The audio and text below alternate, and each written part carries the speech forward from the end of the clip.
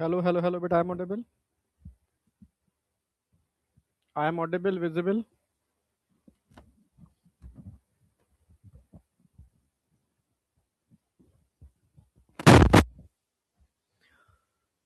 Yes, सुन पा रहे हो, देख पा रहे हो, सब कुछ ओके है। चलो, बहुत बढ़िया, परफेक्ट।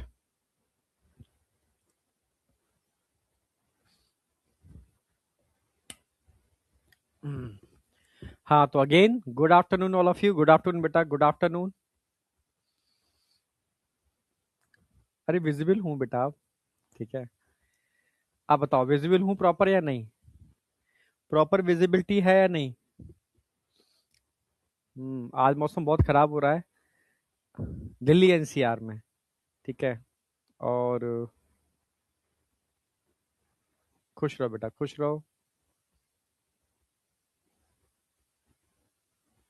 चलो,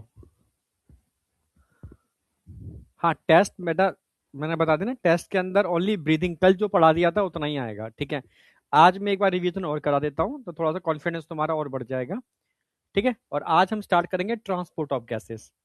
अब इस चैप्टर में दो चीजें बची हैं, ट्रांसपोर्ट ऑफ गैसेस, डिसऑर्डर्स और रेगुलेशन, ठीक है। एक मिनट।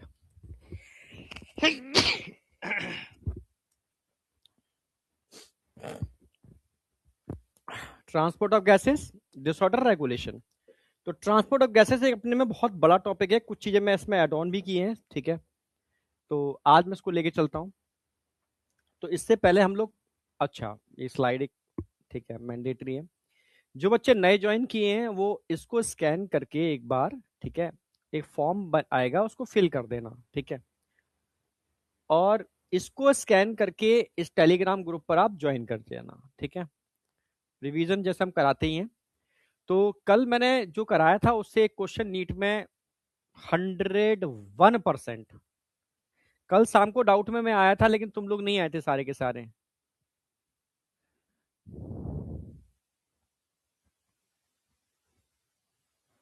कल मैंने नीट एडवांस के 112 क्वेश्चन किए, बहुत बढ़िया। 17 क्वेश्चन गलत भी हो गए, ओके, थैंक यू सर। पहले से अच्छा परफॉर्म कर पा रहा हूँ, बहुत बढ़िया बहुत बढ़िया, ठीक है, तू कर तो रहा है ना, अच्छा, ठीक है। तो अब नीट एडवांस के देखो, मैं पर डे आपको क्वेश्चंस होमवर्क में भी दूंगा, कुछ क्वेश्चन तो मैं कराता ही हूँ, ठीक है। हाँ, कुछ क्वेश्चन मैं कराता हूँ, फिलिंग द ब्लैंक्स में होमवर्क में दूंगा। और नीट एडवांस के क्वेश्चन मैं होमवर्क में देना चालू कर रहा हूँ आपको, ठीक है, क्योंकि मुझे इतना कॉन्फिडेंस है अगर मैंने इसको करा दिया तो इस बार मैं कुछ ही छोड़ना नहीं चाहता, मतलब तो मैं एकदम टॉप लेवल पे लेके चलना चाहता हूँ, ठीक है। चलो, तो हम बात कर रहे थे पल्मोनरी वॉल्यूम और कैपेसिटी, ठीक है।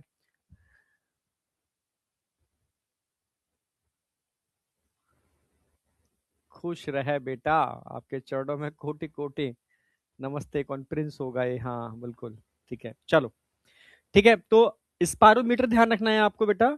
स्पायरोमीटर को ध्यान रखना है, माउथ में लगाते हैं तो इससे हम वही चीज मेजर कर सकते हैं जो माउथ के थ्रू इनहेल और एक्सहेल करेंगे। जो माउथ के थ्रू ले रहे हैं और निकाल रहे हैं बस वही मेजर कर पाओगे, और सारे वॉल्यूम कैपेसिटी मेजर नहीं कर पाओगे जो हम माउथ से इन एंड आउट नहीं करते, ठीक है। इससे ग्राफिकल रिप्रेजेंटेशन भी होता है, इसको स्पायरोग्राम कहते हैं, उसकी क्लिनिकल डायग्नोस्टिक सिग्निफिकेंस है। क्लिनिकल डायग्नोस्टिक सिग्निफिकेंस का मतलब है आप इसकी बेस पर लंग्स की प्रॉब्लम को आइडेंटिफाई कर सकते हो। मैंने तीन चीजों की और बताई थी, मतलब टोटल तीन चीजों की बताई थी। ईसीजी की क्लिनिकल डायग्नोस्टिक सिग्निफिकेंस होती है, एनसीईआरटी की लाइन है, अभी ऐसा क्वेश्चन बना नहीं है पर मुझे लगता है बनना चाहिए, एक अल्टीमेट क्वेश्चन होगा, ठीक है। ऐसे ही जब हार्ट साउंड पढ़ाते हैं तो वहां भी एनसीईआरटी लिखती है, ठीक है, इसकी भी क्लिनिकल डायग्नोस्टिक सिग्निफिकेंस है, ठीक है। तो ऐसे ही कलेक्ट करके इन लाइनों को एक कंबाइंड क्वेश्चन बन सकता है जबरदस्त वाला, ठीक है। तो इसकी क्लिनिकल डायग्नोस्टिक सिग्निफिकेंस होती है 1 मिनट में 12 से 16 बार हम ब्रीथ करते हैं।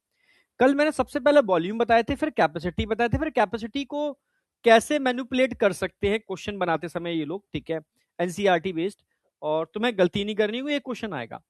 तो टाइडल वॉल्यूम मैंने बताया था बेटा, नॉर्मल टाइम, मतलब अभी इस समय आप सब रेस्टिंग कंडीशन पर बैठे हो, आप कुछ एयर ले रहे हो निकाल रहे हो, ले रहे हो निकाल रहे हो, समझे मेरी बात? मैं एनटीए को आइडिया नहीं दे रहा, ठीक है। हाँ मैं बता रहा हूँ, ठीक है।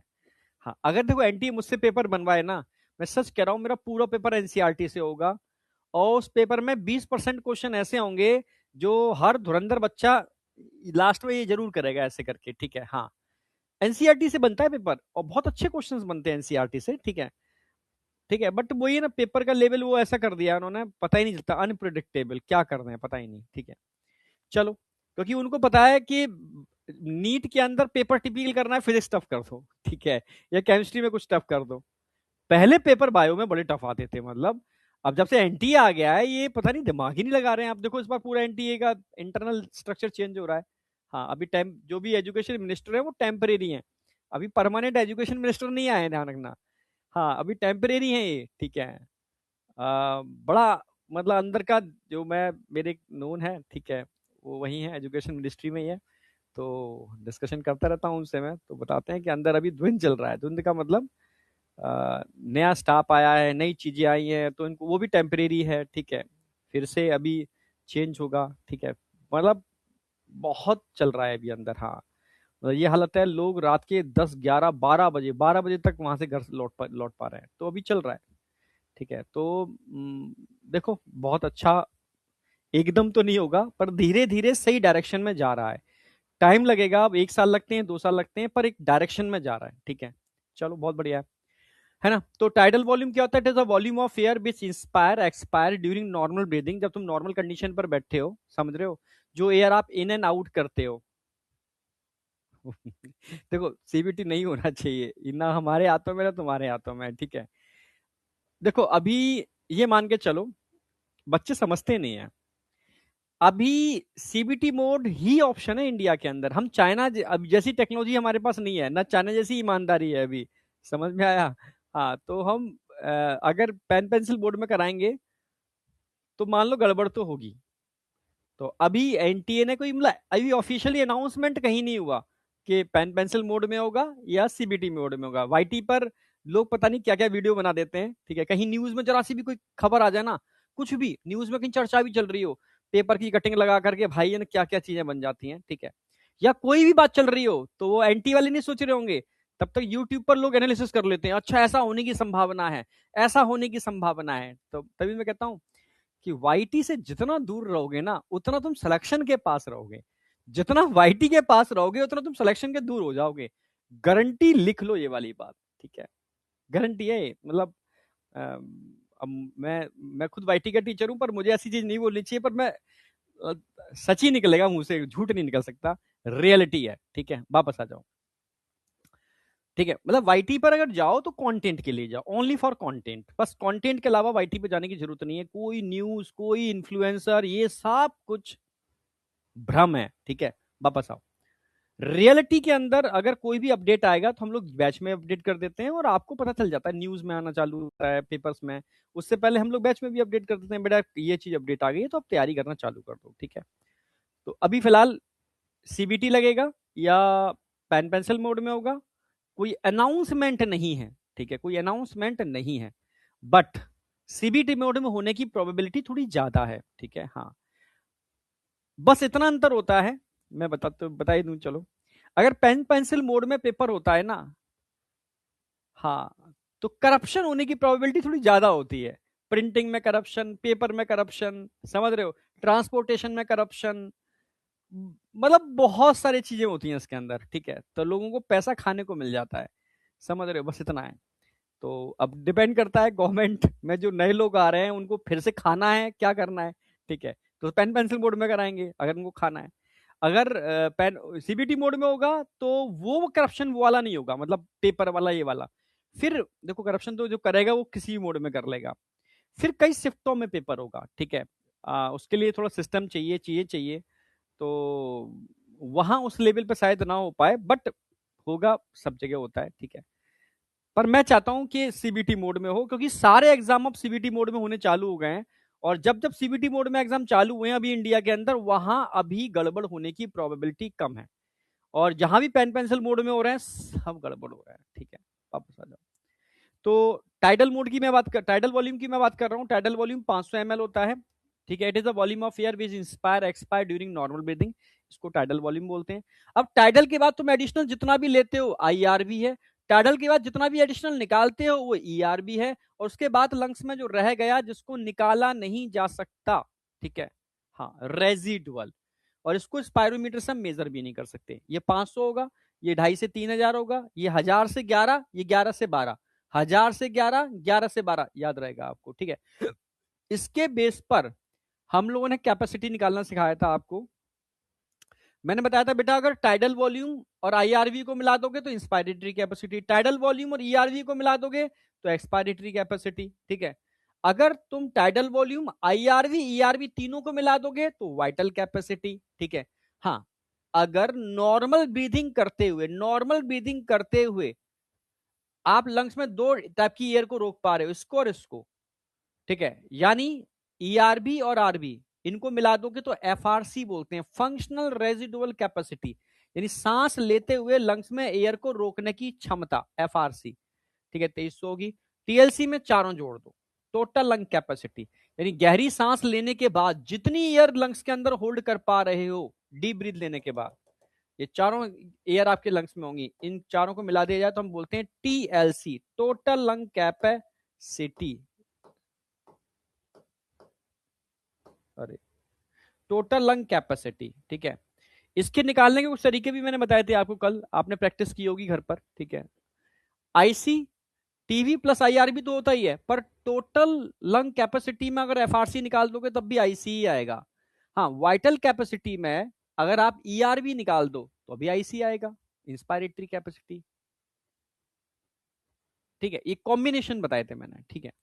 जैसे expiratory capacity TV plus ERB. हाँ, अगर आप वाइटल कैपेसिटी में से आईआरबी निकाल दो तो एक्सपायरेटरी कैपेसिटी बचेगा।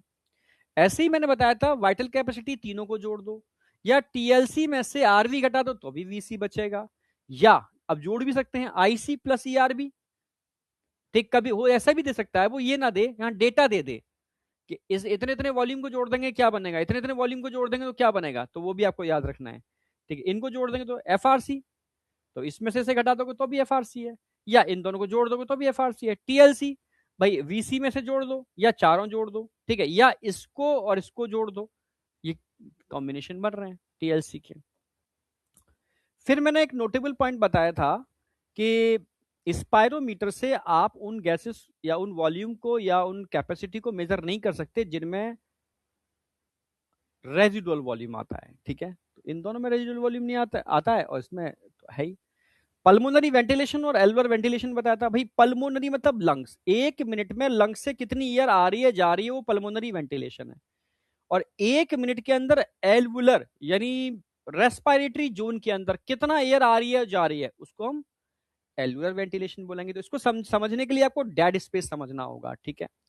डेड स्पेस मैंने समझा दिया था। भाई आप 500 ml एयर लेते हो, इनमें से 150 ml तो आपकी कंडक्टिंग जोन में रह जाती है, 350 ml नीचे पहुंचती है, जो नीचे पहुंचती है वो रेस्पिरेटरी जोन है, ऊपर रह गई वो डिफ्यूजन में पार्टिसिपेट नहीं कर रही, इसलिए इसको डेड स्पेस वॉल्यूम बोलते हैं, ठीक है। डेड स्पेस वॉल्यूम 150 होता है। इसी के बेस पर मैंने बताया कि पल्मोनरी वेंटिलेशन में तो टीवी का इंटू करोगे रेट ऑफ ब्रीथिंग के अंदर, पर एल्वुलर वेंटिलेशन में आपको टीवी में से डेड स्पेस घटाना पड़ेगा, तो 350 बचेगा, उसका इंटू करोगे तो आपका एल्वुलर वेंटिलेशन आ जाएगा, ठीक है। तो ये आपको ध्यान रखने, यहां तक कोई डाउट होना नहीं चाहिए। ओके, एक्सचेंज ऑफ गैसेस मैंने बताया था बेटा। सबसे पहले तो आपको यह पता होना चाहिए कि एटमॉस्फेयर के अंदर बहुत सारी गैसेस होती हैं, पर मेजर गैसेस 3 ही होती हैं, ठीक है। नाइट्रोजन जो सबसे ज्यादा होती है, अप्रोक्सीमेटली मतलब मान सकते हो 79% के आसपास सबसे ज्यादा वही है, नाइट्रोजन। उसके बाद ऑक्सीजन और फिर CO2। अब पॉल्यूशन है तो और भी गैसेस मिल जाएंगी, पर अब 3 को स्टैंडर्ड लेके चलते हैं। इन तीनों का परसेंटेज अलग अलग होता है। नाइट्रोजन का परसेंटेज आप जानते हो, हम पढ़ते आए, ठीक है, 79% के आसपास, ऑक्सीजन का 21% के आसपास, और CO2 का पॉइंट्स में होता है, ठीक है, 0.0, ठीक है, 0.04% के आसपास। पर इन तीनों को मिलाकर के पार्शियल प्रेशर निकाला जाए इनका एटमॉस्फेयर में, इन गैसेस का पार्शियल प्रेशर तो 760 mmHg होता है, जिसमें ऑक्सीजन का 159 और CO2 का 0.3 mmHg होता है। ये आपको पता होना चाहिए। ये वो प्रेशर है, वो एयर है जो आप लंग्स में लेकर के आते हो।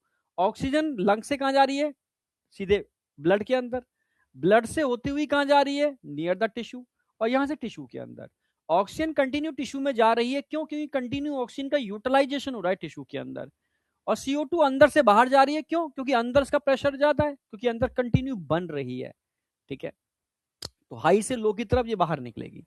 आपको ध्यान रखना है लंग्स और हार्ट के बीच में कनेक्शन पल्मोनरी आर्टरी और पल्मोनरी वेन का होता है। ये पल्मोनरी वेन होगी तो ये पल्मोनरी आर्टरी होगी, जबकि हार्ट और टिश्यू के बीच में कनेक्शन सिस्टेमिक आर्टरी और सिस्टेमिक वेन का होता है। ठीक है, सिस्टेमिक आर्टरी सिस्टेमिक वेन। ठीक है, कहीं पर भी ऑक्सीजनेटेड ब्लड होगा, कहीं पर भी ऑक्सीजनेटेड ब्लड होगा, पार्शियल प्रेशर यही होगा दोनों का। कहीं पर भी डीऑक्सीजनेटेड ब्लड होगा, पार्शियल प्रेशर ऑक्सीजन और CO2 का यही होगा। हाँ, लंग्स के अंदर ध्यान रखना है 104 और CO2 का 40 होगा। ठीक है, टिश्यू के अंदर ध्यान रखना है 40 और 45 होगा। जो एयर आप बाहर निकालते हो उसमें भी ऑक्सीजन होती है 116 mmHg और CO2 होती है 32 mmHg। तो ये सारे पार्शियल प्रेशर मैंने आपको बता दिए थे।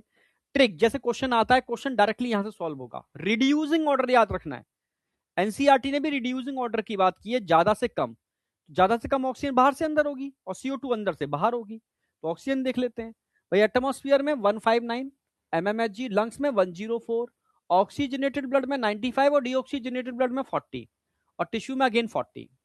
अब टिश्यू में उसमें देख CO2 देख लेते हैं। टिश्यू में 45, डीऑक्सीजनेटेड ब्लड में 45, लंग्स में 40, जो एयर आप बाहर निकाल रहे हो एक्सपायर एयर उसमें 32 और एटमॉस्फेयर में 0.3 mmHg।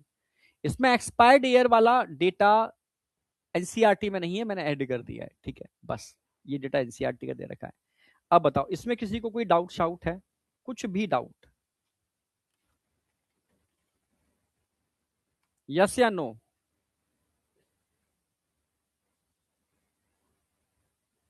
बेटा फोर्सफुल इंस्पायरेशन करो या स्लो इंस्पायरेशन करो, डाटा स्पेस तो उतना ही होगा। तुम समझे ही नहीं, इसका मतलब तुम्हें समझ में नहीं आया। कल मैं टंकी का भी एग्जांपल दिया था, तुम समझ ही नहीं पाए।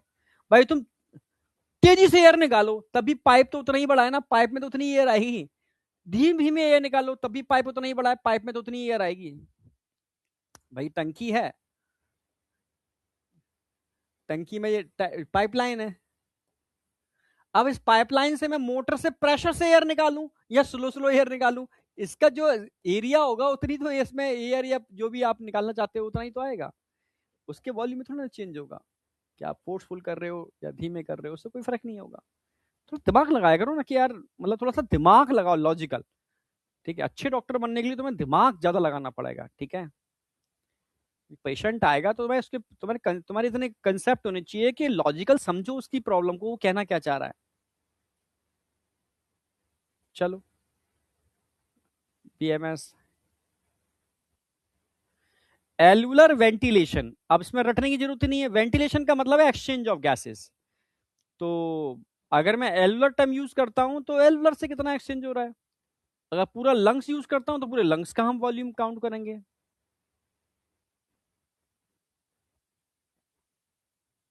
आशीष बेटा, सीबीसी मोड में भी पेपर हैक हो सकता है, ये बच्चा लिख रहा है। तू भी यूट्यूबर वाली बात कर रहा है, यूट्यूबर वाली बात नहीं कर रहे हैं हम लोग। ठीक है, देखो सीबीटी मोड में हैक होने की प्रोबेबिलिटी कम होती है, क्योंकि कमांड किसके पास होती है, बहुत मतलब अगर आपने बहुत अच्छे लोगों को लगा, ऐसे तो फिर क्या बैंक का डेटा तुम हैक कर लोगे सारा का सारा? तुम बताओ, तुम तो बैंक का डेटा हैक कर लोगे। तुम तो जितने भी आरडी एफडी लोग कराते हैं दुनिया के अंदर करोड़ों, वो हैक कर लोगे। वो भी तो हैक हो सकता है, पर होता है हैक क्या? बताओ, बैंक का डेटा हैक होता है क्या इतनी आसानी से? पूरी इकोनॉमी बर्बाद हो जाएगी सारी की सारी। ठीक है, जो स्पेस चल रहे हैं, जो एरोप्लेन उड़ रहे हैं, उनका डेटा हैक कर दो, फिर क्या है? डेटा हैक करके तुम सब खत्म कर दोगे सारा का सारा। देख, जहां आप चाहते हो वहां डेटा हैक होगा, जहां आप चाहते हो वहां डेटा हैक नहीं होगा, ध्यान रखना। समझे? वो सॉफ्टवेयर पर डिपेंड करता है, कौन लोग उसको कंट्रोल कर रहे हैं उस पर डिपेंड करता है। ठीक है, पर जब पेन पेंसिल मोड में होता है तो ट्रांसपोर्टेशन हो गया, बहुत सारी चीजें हो गई वहां। एक आम पढ़ा लिखा इंसान भी नहीं होता ना, वो भी ट्रांसपोर्टेशन में हेल्प करता है, क्योंकि इंडिया के गांव गांव तक पेपर पहुंचाया जाता है, जहां जहां सेंटर होते हैं। समझ में आया? और ऐसा नहीं होता कि जिस दिन पेपर उसी दिन पेपर पहुंचाया जा रहा है, उससे एक दिन पहले पेपर पहुंचता है, जिससे कि रास्ते में कोई मौसम खराब ना हो, कहीं कुछ ऐसा ना हो जाए, वैसा ना हो जाए। ठीक है, ऐसा तो नहीं अचानक से वो प्रेजेंट कर देगा।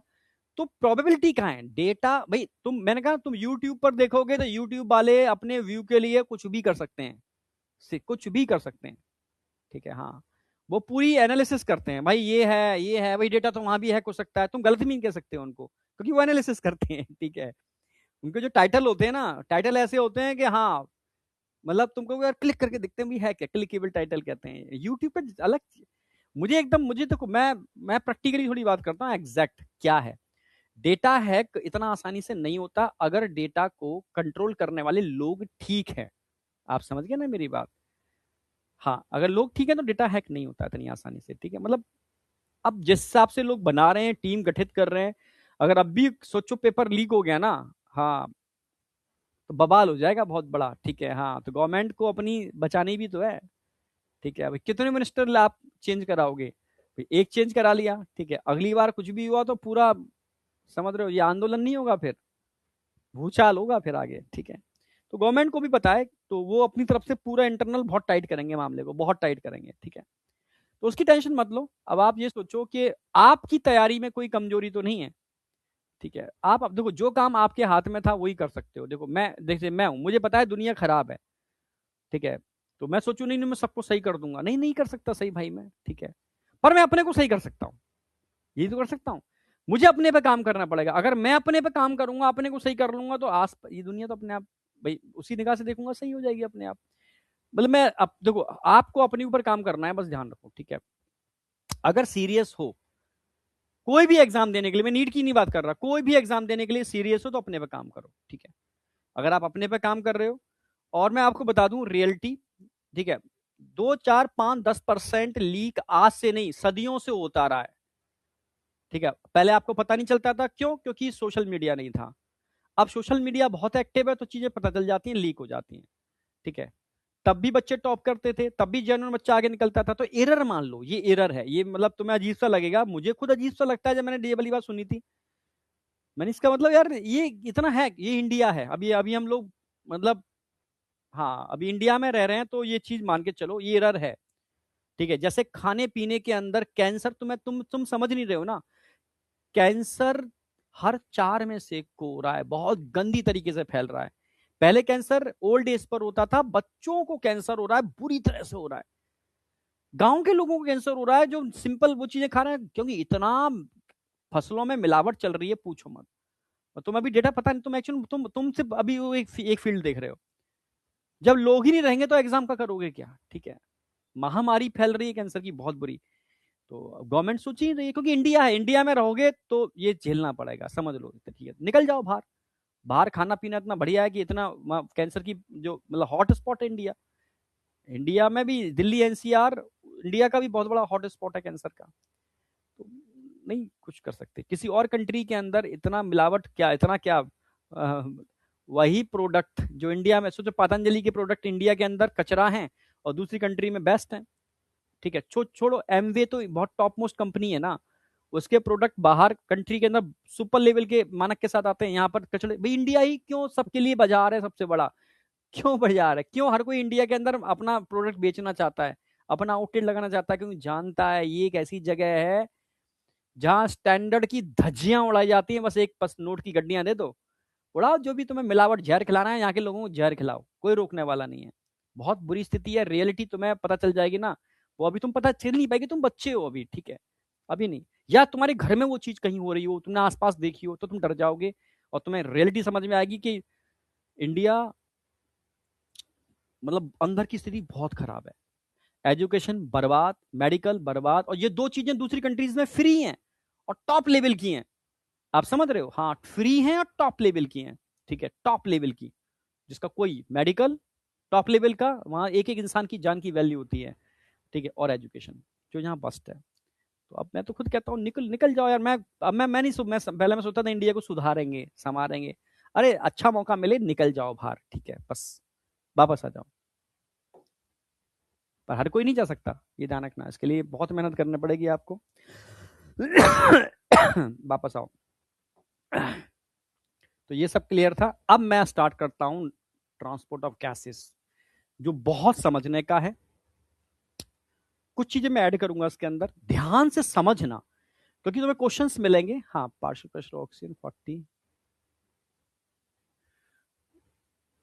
40 से 95 कैसे हो गया? 40 से 95 थोड़ी ना हुआ है, अरे यार 104 से 95 हुआ है, तुम सब कचरा कर देते हो।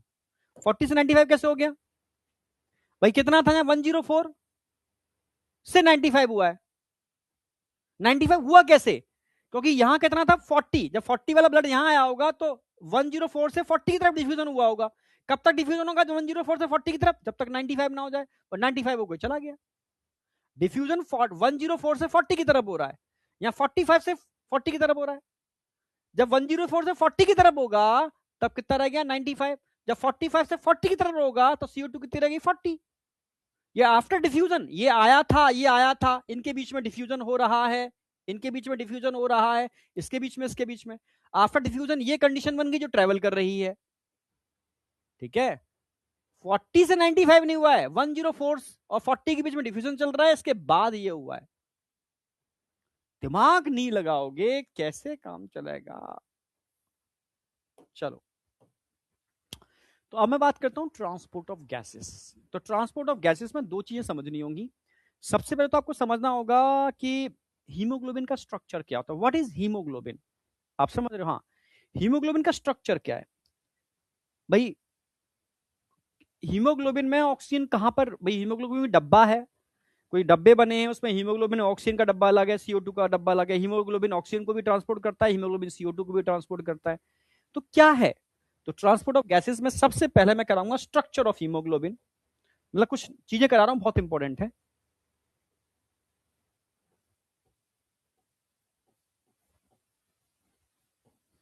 स्ट्रक्चर ऑफ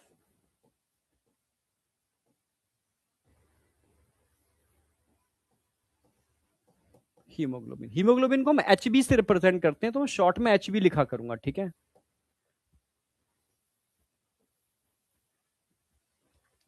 अगर मैं हीमोग्लोबिन के स्ट्रक्चर की बात करूं तो हीमोग्लोबिन में 4 पॉलीपेप्टाइड चेन्स होती हैं। कितनी होती हैं? 4 पॉलीपेप्टाइड चेन।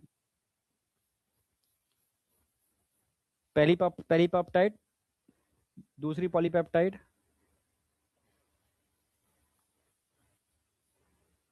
तीसरी पॉलीपेप्टाइड और चौथी पॉलीपेप्टाइड। और इनके नाम भी जानते हो आप। ठीक है, अल्फा और बीटा। दो चेन तो होती हैं अल्फा चेन, दो चेन होती है बीटा चेन। और इन सब के COOH आपस में जुड़े होते हैं, क्योंकि हर चेन के एक छोर पर COOH होता है और एक छोर पर NH2 होता है। और इन सब के NH2 यहां पर फ्री है, NH2। क्योंकि अब प्रोटीन है, प्रोटीन के COOH NH2 होंगे। N terminus C terminus, NH2 NH2। दो अल्फा चेन है, दो बीटा चेन है, 4 पॉलीपेप्टाइड होती है हीमोग्लोबिन के अंदर। ठीक है, और इन चारों पॉलीपेप्टाइड से यहां पर, अब समझना,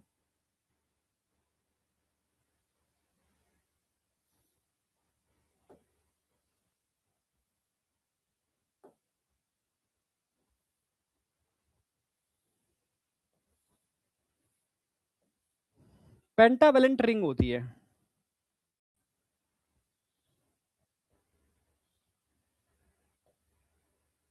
पेंटावेलेंट रिंग होती है।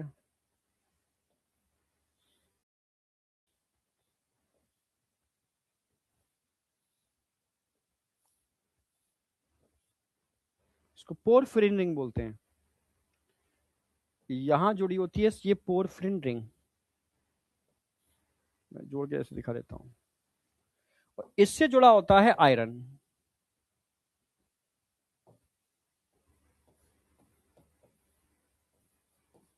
Fe2 पॉजिटिव,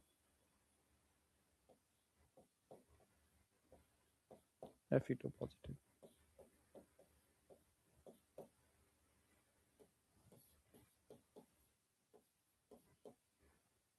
ठीक है, अब तुम कहो कि सर ये हीमोग्लोबिन हो गया, नहीं? हीमोग्लोबिन में हीमोग्लोबिन इज इक्वल टू क्या होता है? हीम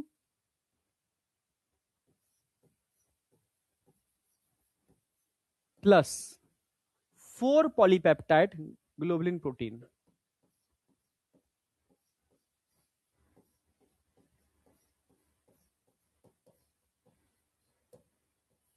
इसमें दो अल्फा चेन होती हैं, दो alpha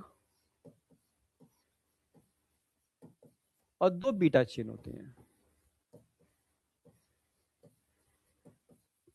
2 alpha chain and 2 beta chain. अगर मैं हीम की बात करता हूं तो हीम किससे मिलकर बना होता है? हीम, हीम के भी कितने मॉलिक्यूल हैं? 4। 4 मॉलिक्यूल हीम के होते हैं, जिसमें पोरफायरिन रिंग होती है 4,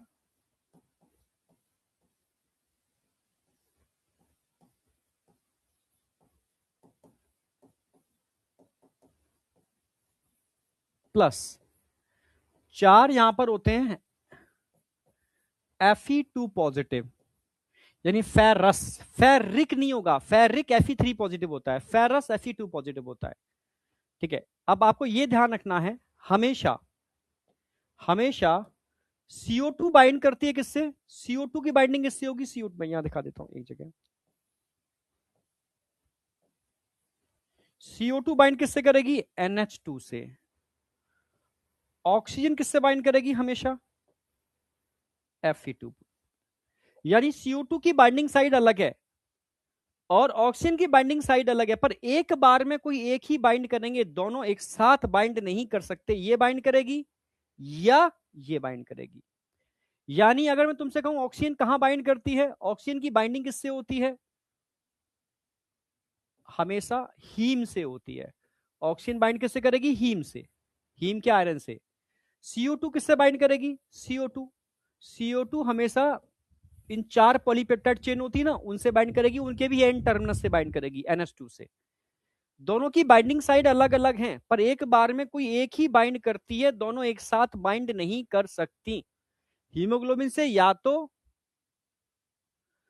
सर MBBS एब्रॉड से सही रहेगा। कल तू डाउट में नहीं था, एक बच्चा जुड़ा था ना फिलीपीन से, जो MBBS कर रहा है फिलीपीन से, तीसरी साल है, बहुत परेशान है। वो कह रहा कि हम सब सर बर्बाद हो गए यहाँ आकर के, ठीक है, वापस इंडिया आना चाहते हैं, तो इसलिए मैं फिलीपीन से तैयारी कर रहा हूँ। कल डाउट में था ना एक बच्चा,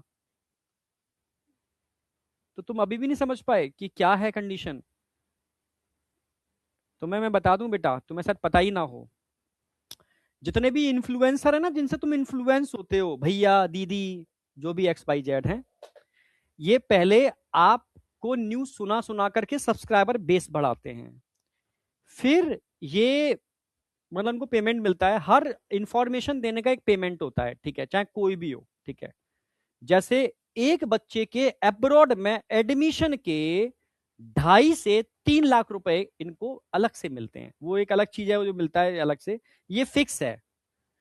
एक इन्फ्लुएंसर को एक बच्चे का एडमिशन, ठीक है, मतलब जितने भी इन्फ्लुएंसर होते हैं जो बच्चों का एडमिशन कराते हैं, ठीक है, मतलब या ऐसे वीडियोस बनाते हैं, ठीक है, क्यों? क्योंकि उनका वीडियो देख करके कुछ सिस्टम होता है, पता नहीं क्या कैसे निकाल लेते हैं ये लोग, ठीक है, उस वीडियो से कितना कन्वर्जन हुआ, ठीक है, कितना मतलब बच्चे ने अब्रॉड में एडमिशन लिया, तो उसके बेस पर इनको पेमेंट मिलते हैं, बहुत बड़े बड़े करोड़ों रुपए ले लेते हैं ये लोग, ठीक है, समझ रहे हो? हाँ, तो इनका बिजनेस ऐसे ही चलता है। जो तुम भैया दीदी के वीडियो देखते हो ना, हाँ, उनकी बात कर रहा हूँ, ठीक है, बहुत स्थिति ऐसी खराब है, इनको ये फर्क नहीं पड़ता कि बच्चे का क्या होगा, ठीक है, जो एक पैसा जा रहा है उसका, वो जा रहा है, एक मैं कह रहा हूँ 50 लाख 1 करोड़ रुपए जा रहा है, वो तो जा रहा है, पर उसका टाइम जा रहा है, उसका फ्यूचर जा रहा है। तुम कितनों के संग खेल रहे हो? अपनी जेब भरने के चक्कर में तुम कितनों के लोगों के संग गड़बड़ कर रहे हो, ठीक है, गलत है, मैं बस इतना कहूंगा, ठीक है, मतलब इतना मतलब चक्करों में मत पड़ना, ठीक है। बस सच कह रहा हूँ, इंडिया से बेस्ट कुछ भी नहीं है, हम इंडियंस हैं, यहाँ रहेंगे, ठीक है। हाँ, अब्रॉड जा सकते हो MBBS करने के लिए, नहीं, पहले यहाँ पर डंके की चोट पर अपने को प्रूफ करो कि हम बेस्ट, इंडिया के बेस्ट डॉक्टर हैं, फिर तुम जाओ, तुम्हारे चरणों में रहेंगे लोग, ठीक है। तुम मतलब एज अ मतलब वहां रहो ऐसे ही कह करके कि मैं इंडिया का टॉप डॉक्टर हूं, ठीक है, तो आपको बुलाएंगे भाई, आपको सिटीजनशिप देंगे वहां पर, आपको सारी फैसिलिटीज मिलेंगी आपको, ठीक है, आप उस तरीके से जाओ ना। हाँ, बाद बाकी का रहने के हिसाब से इंडिया जब तक, अब मुझे लगता नहीं है ये बहुत सही डायरेक्शन में जाएगा, क्योंकि लोगों के दिमाग में जो गंदगी भर दी गई है ना, वो फटेगी, एक दिन फटेगी, और गंदगी और गंदा होगा, ठीक है। तो अगर जा सकते हो, अच्छा अपना कैरियर बनाओ और जाओ, ठीक है। मैं तो मैं रोकूंगा नहीं, पहले मैं रोकता था अच्छे बच्चों को, अच्छे लोगों को, आज से 10 साल पहले, इंडिया में रुको, इंडिया में रुको, पर मैं देख रहा हूँ 10 साल में हुआ क्या, गंदगी हुई, कचरा ही हुआ है, ठीक है।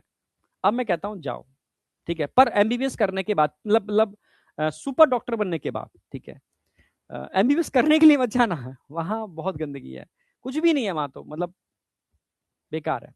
ठीक है, एमबीबीएस करने के लिए बात कर रहा हूँ मैं, रहने के लिए नहीं, जॉब के लिए नहीं। ठीक है, चलो, तो ये समझ में आया नहीं आया, इसमें कोई डाउट है किसी को? यानी एक बार में CO2 के कितने मॉलिक्यूल बाइंड कर सकते हैं हीमोग्लोबिन से? 4। ऑक्सीजन के कितने मॉलिक्यूल बाइंड कर सकते हैं? 4।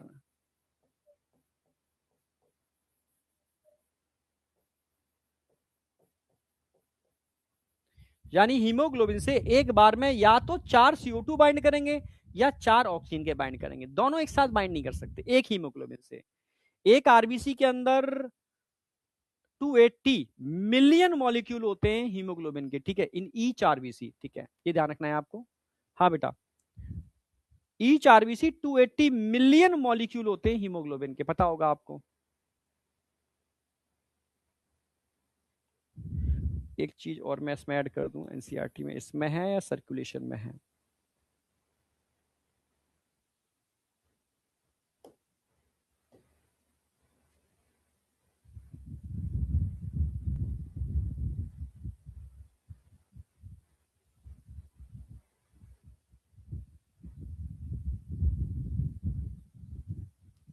अच्छा, इसमें नहीं, उसमें होगा।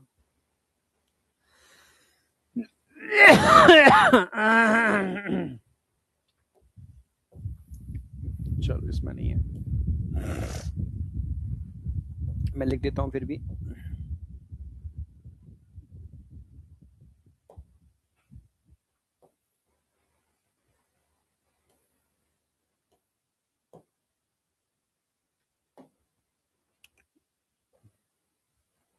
एक हेल्दी ह्यूमन के अंदर पर 100 ml ऑफ ब्लड कितना हीमोग्लोबिन होता है?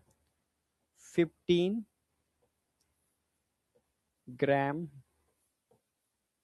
हीमोग्लोबिन पर 100 ml of blood.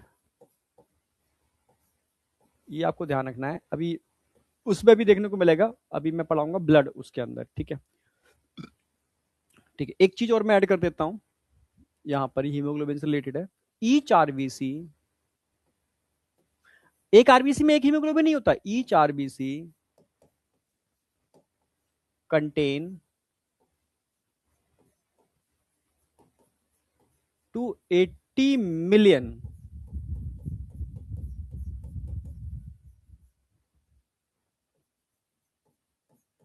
Molecule of haemoglobin. मतलब हीमोग्लोबिन के 280 मॉलिक्यूल होते हैं एक आरबीसी के अंदर, इसीलिए एक आरबीसी में CO2 भी बैठ सकता है, एक आरबीसी में हीमोग्लोबिन भी बैठ सकता है, सॉरी ऑक्सीजन भी बैठ सकता है, पर एक मॉलिक्यूल से एक ही चीज बाइंड करेगी एक आरबीसी में, दोनों चीजें। हाँ, 280, 218 नहीं, 280 मॉलिक्यूल होगा, 280 मिलियन मॉलिक्यूल ऑफ हीमोग्लोबिन। ठीक है, एक बार चेक कर लेना उसको, ठीक है, अपडेट कर लेना। ठीक है, 280 मिलियन, 280, एक बार चेक कर लेता हूं मैं, थोड़ा कंफ्यूजन तुमने क्रिएट कर दिया है। चलो मैं इसको देख लूंगा, इसको एक चेक कर ली, 280 या 18 है, 280 मिलियन मॉलिक्यूल होना चाहिए। ठीक है, इसको नोट कर लो इतना। ठीक है, अब मैं बात करूंगा इसके बाद, एक अगेन नोटेबल पॉइंट है, काफी इंपॉर्टेंट पॉइंट है जो समझना होगा आपको। इसको नोट कर लो पहले तो, इसको नोट करो, फटाफट नोट करो उसको।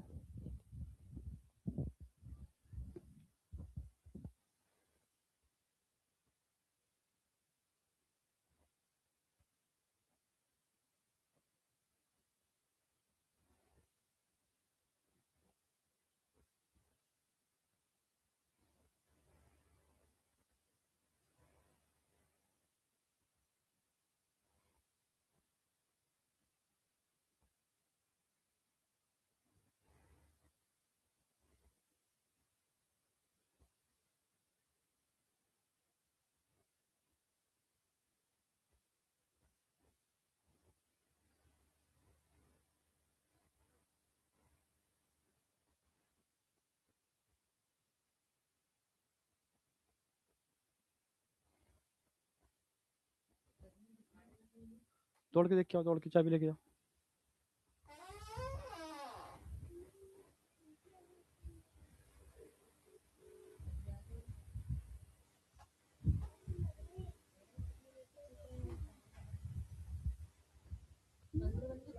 मंदिर ले गया था ना जो बिना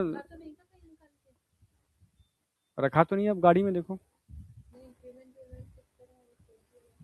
गाड़ी में लेके आया हूँ वैसे।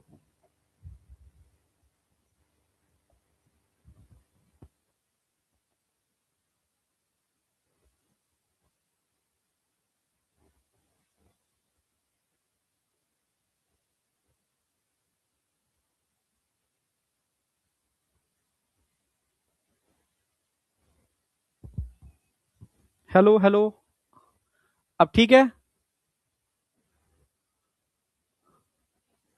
अब यहां तक बताओ, कोई डाउट है?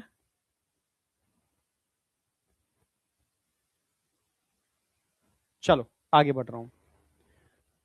अब एक नोटेबल पॉइंट और लिखना है। जैसे ये समझ में आ गया कि हीमोग्लोबिन से ऑक्सीजन भी बाइंड कर सकता है, हीमोग्लोबिन से CO2 भी बाइंड कर सकती है, क्या कार्बन मोनोऑक्साइड भी बाइंड कर सकती है? ठीक है। और क्या कॉम्बिनेशंस बनते हैं, ये क्वेश्चन एक बहुत इंपॉर्टेंट पॉइंट है।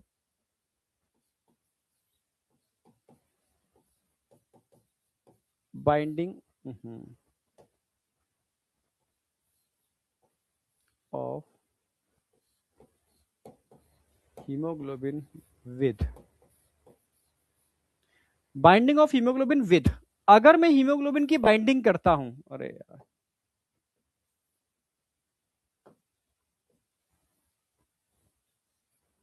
ऑक्सीजन से, अगर मैं हीमोग्लोबिन की बाइंडिंग करता हूं CO2 से, अगर मैं हीमोग्लोबिन की बाइंडिंग करता हूं कार्बन मोनोऑक्साइड से, अगर हीमोग्लोबिन की बाइंडिंग हो जाती है फ्री रेडिकल से, तो क्या होगा? कि आजकल फ्री रेडिकल जो आप खाना खाते हो ना बाहर का, उसमें फ्री रेडिकल्स बनते हैं बॉडी में, ये एजिंग के लिए रिस्पॉन्सिबल है और बहुत सारी बीमारियों के लिए इंक्लूडिंग कैंसर के लिए रिस्पॉन्सिबल है। इससे भी हीमोग्लोबिन बाइंड करके मामला खराब कर देता है। अगर हीमोग्लोबिन की बाइंडिंग ऑक्सीजन से होती है, ठीक है, तो इसको एक टर्म यूज करते हैं, ऑक्सीजिनेशन। क्या बोलेंगे इसको? ऑक्सी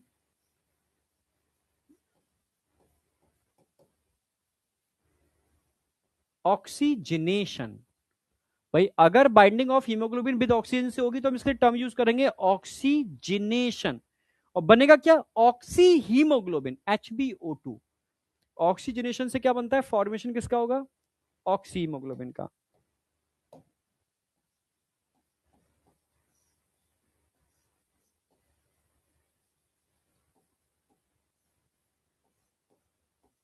ऑक्सी हीमोग्लोबिन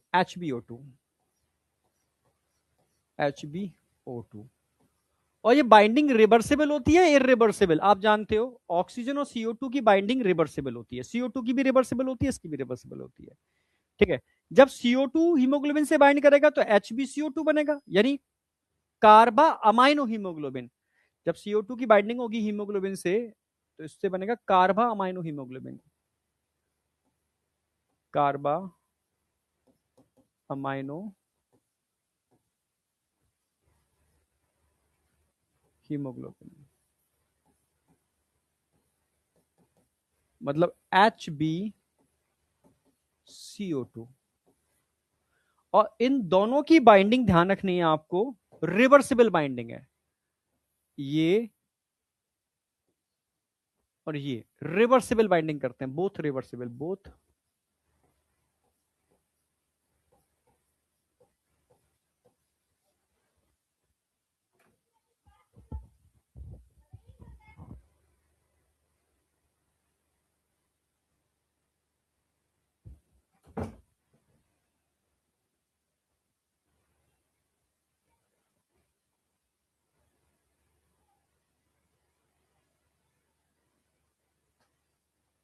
चलो आवाज आ रही है क्या? हम्म।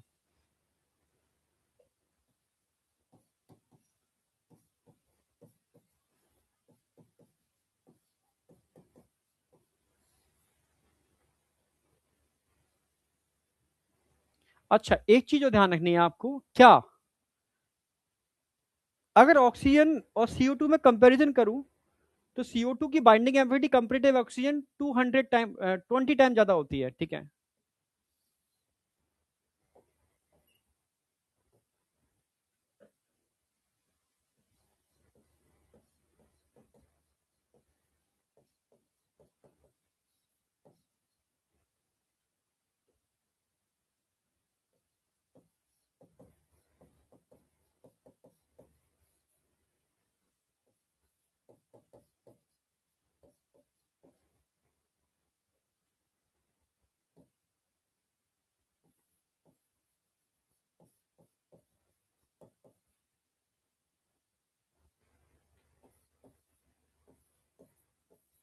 ये ध्यान रखना। ऐसे कार्बन मोनोऑक्साइड जब बाइंड करता है ना, इससे बनेगा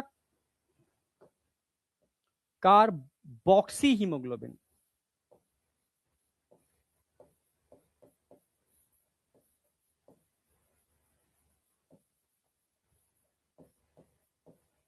कार्बोक्सी हीमोग्लोबिन, ना कार्बोक्सी हीमोग्लोबिन। ठीक है, और इरिवर्सिबल बाइंडिंग होगी। बाइंडिंग कैसी होगी? Irreversible binding.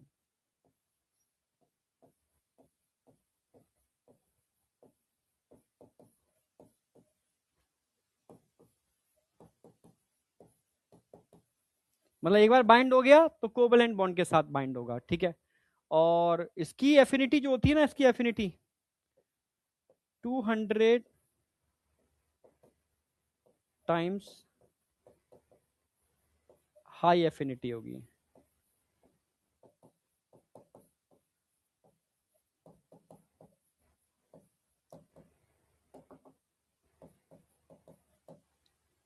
कंपेयर ऑक्सीजन, यानी ऑक्सीजन के कंपैरिजन में 200 गुना हाई एफिनिटी रखता है ये हीमोग्लोबिन से। तभी तो पहले के टाइम पर मास लेवल पर लोगों को मारने के लिए, ठीक है भाई, जो हिटलर होता था या जितने भी लोग होते थे, इन लोगों ने मास लेवल पे लोगों को मारा बहुत बड़े पैमाने पर।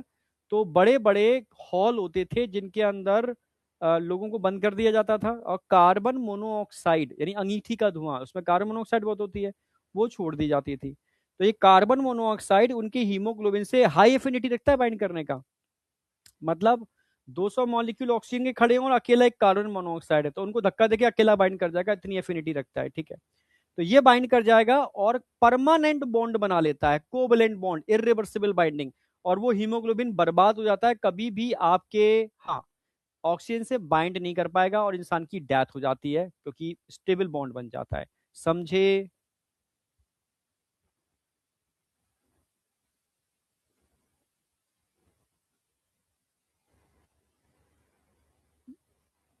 विवेकानंद जी लिख रहे हैं, sir it is not possible to bind one molecule of CO2 on one chain and oxygen at other chain in same hemoglobin। इस गधे को ये नहीं पता, विवेकानंद को हम सब पढ़ा चुके हैं, उसके बाद वो चीज लिख रहा है। इसका मतलब कान में ये लीड लगा के बैठा होगा, कान में लीड लगा के बैठा होगा। इसको यही ओसी नहीं है, या बीच में क्या लिखा है, ये बाइंड करेगा, खूब समझाया है मैंने, ये बाइंड करेगा या ये बाइंड करेगा। एक ही आरबीसी के अंदर 280 मिलियन मॉलिक्यूल होते हैं, यानी एक आरबीसी में ऑक्सीजन भी बैठ सकती है, CO2 भी बैठ सकता है, पर एक हीमोग्लोबिन पर या तो CO2 बैठेगा या ऑक्सीजन बैठेगा। ठीक है, इसका मतलब लीड लगाया हुआ था, इसको ओसी नहीं है कि ये चीज टॉपिक चल चुका है, उसने और नहीं देखा। वो देखते हैं कुछ लोग होते हैं ना, बस वो ढूंढते हैं क्या, कहां पे मैं बोलूं, इंटेंशन लूं। मुझे बस ऐसे, मतलब तुम लोग अगर अवेयर नहीं हो ना तो गधे हो तुम, ध्यान रखना। ठीक है, अवेयर होना चाहिए। और मैंने बताया CO2 बाइंड करेगा तो इसकी बाइंडिंग साइड चेंज हो जाएगी, ये बाइंड करेगा तो इसकी बाइंडिंग साइड चेंज हो जाएगी, और मतलब ये या ये दोनों एक साथ कैसे बाइंड कर जाएंगे? पर एक आरबीसी में दोनों बाइंड कर सकते हैं, क्योंकि एक आरबीसी में एक हीमोग्लोबिन नहीं होता, 280 मिलियन मॉलिक्यूल होते हैं हीमोग्लोबिन के। ठीक है, विवेकानंद भाई, नाम तो इतना प्यारा है और पता नहीं दिमाग कहां पर है। चलो, फ्री रेडिकल की बात करते हैं अब। ठीक है, ये समझ में आ गया भाई। ऑक्सीजनेशन होगा तो ऑक्सी हीमोग्लोबिन क्वेश्चन आया हुआ है, ऑक्सी हीमोग्लोबिन, कार्बामाइन हीमोग्लोबिन और कार्बोक्सी हीमोग्लोबिन में डिफरेंस क्या होता है? ठीक है, तो समझ में आ गया वो सारी बातें। अब फ्री रेडिकल की बात कर लेते हैं। ये क्वेश्चन आया हुआ है, शायद इकोलॉजी का क्वेश्चन है, इकोलॉजी में था पॉल्यूशन वाला। उसमें क्वेश्चन ये था कि खेतों के अंदर यूरिया या फर्टिलाइजर्स डाले गए हैं, बरसात का पानी से वो सारा फर्टिलाइजर वहां के पीने के पानी में मिक्स हो जाता है, खेतों से पीने के पानी में मिक्स हो जाता है। लोग उस पानी को पी लेते हैं, तो बताओ उनके ब्लड में क्या होगा? क्योंकि ये सब फ्री रेडिकल्स होते हैं, सोचो, ये फर्टिलाइजर फ्री रेडिकल्स होते हैं। ये सारे फ्री रेडिकल्स जब धीरे धीरे धीरे पीने के पानी में मिलेंगे, तो ये हीमोग्लोबिन का ऑक्सीडेशन कर देंगे, ऑक्सीडेशन ऑफ हीमोग्लोबिन। और जब हीमोग्लोबिन का ऑक्सीडेशन हो जाएगा ना, तो बन जाएगा मिथामोग्लोबिन। ठीक है, ये क्या करते हैं, it is oxidation of haemoglobin. ये हीमोग्लोबिन को ऑक्सीडाइज कर देंगे। ये क्या करेंगे, ऑक्सीडेशन ऑफ हीमोग्लोबिन। बॉडी में जितने भी फ्री रेडिकल बनते हैं ना, सारे फ्री रेडिकल चीजों को ऑक्सीडाइज ही करते हैं, विटामिन को ऑक्सीडाइज करते हैं, हीमोग्लोबिन को ऑक्सीडाइज करते हैं। तभी तो कहते हैं बॉडी के अंदर फ्री रेडिकल, बाहर का खाना खाओगे फ्री रेडिकल बनेंगे, फ्री रेडिकल आपकी एजिंग के लिए, चीजों को ऑक्सीडाइज करने के लिए रिस्पॉन्सिबल होते हैं, ठीक है। तो कैंसर को प्रोड्यूस करने के लिए रिस्पॉन्सिबल होते हैं। तो ऑक्सीडेशन ऑफ हीमोग्लोबिन,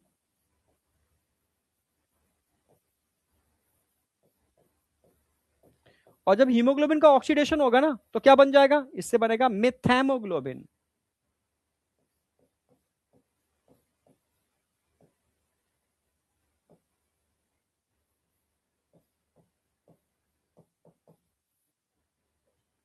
समझे, क्या बनेगा, मिथैमो, लिख लो, मिथैमोग्लोबिन, मिथैमोग्लोबिन। और इसकी बाइंडिंग ये भी इरिवर्सिबल बाइंडिंग होती है। बाइंडिंग कैसी होगी इसकी, इरिवर्सिबल बाइंडिंग, लिख दे रहा हूं मैं, इरिवर्सिबल बाइंडिंग करता है।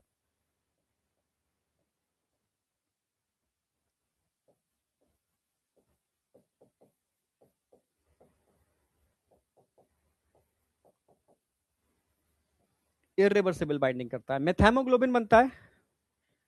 और इस मेथैमोग्लोबिन बनने की वजह से, यस, ब्लू कलर हो जाता है बॉडी का, ब्लूइश अपीयरेंस आ जाती है, ब्लू कलर ऑफ ब्लड।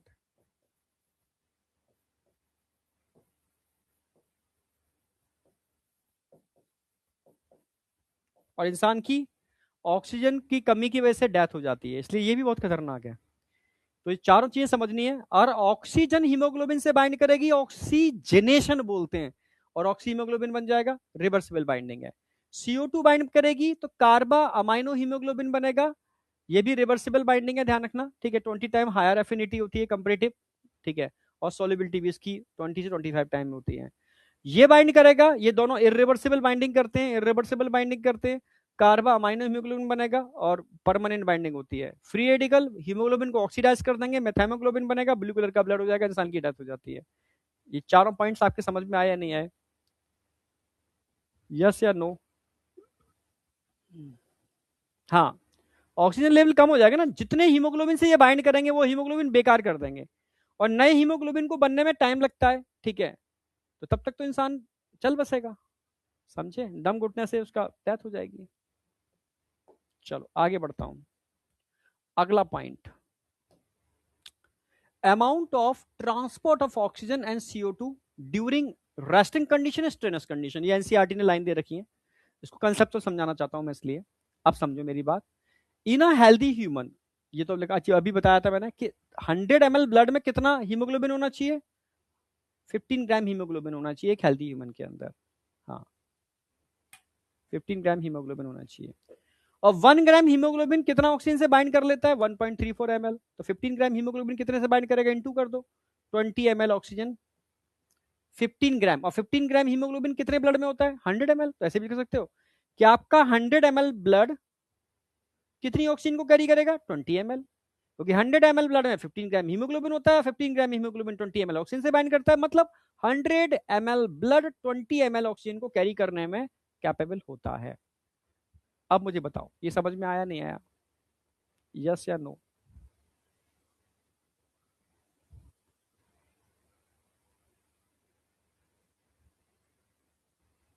अच्छा, तुम लिखोगे तो चलो लिख लो, मैं मना नहीं कर रहा, पर थोड़ा फास्ट लिख लो, क्योंकि बहुत ज्यादा डेटा है नहीं।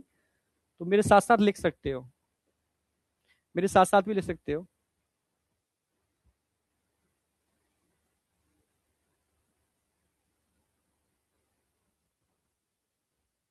हाँ बेटा, अब तुम इससे अनुमान लगा लो कि ऐसा कोई भी फूड जो आपके हीमोग्लोबिन से बाइंड करके मतलब फ्री रेडिकल की तरह काम करेगा, तभी तो जितने भी एंटी एजिंग एजेंट होते हैं ना, वो एंटी फ्री रेडिकल होते हैं, एंटी फ्री रेडिकल। तभी तो भाई ग्रीन टी पीने के लिए बोलते हैं, क्यों बोलते हैं, ग्रीन टी के अंदर फ्री रेडिकल को,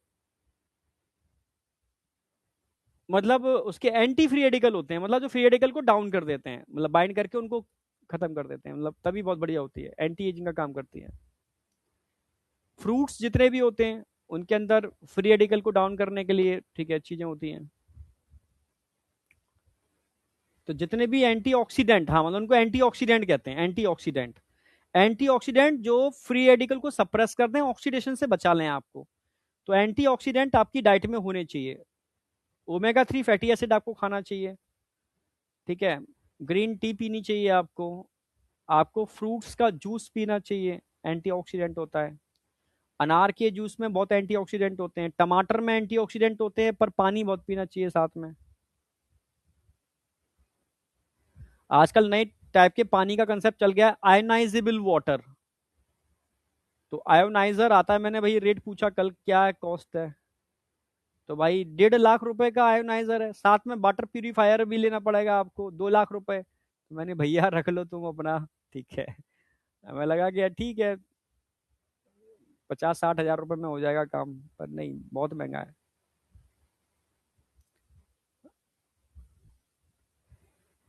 चलो,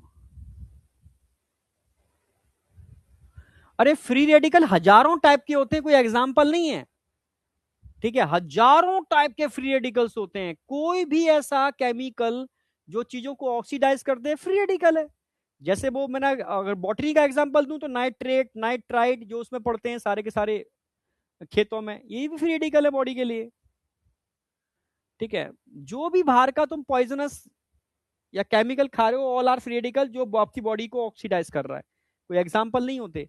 और तुम्हें पीएचडी थोड़ी ना करनी है, मेन मेन चीजें बता रहा हूँ जहां से क्वेश्चन बनते हैं, जो एनसीईआरटी जिनके जिक्र की है।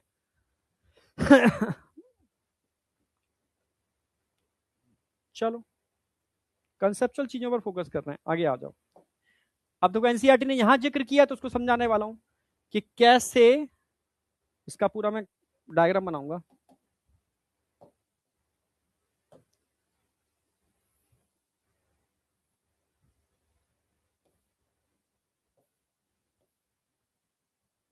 ये सेल है,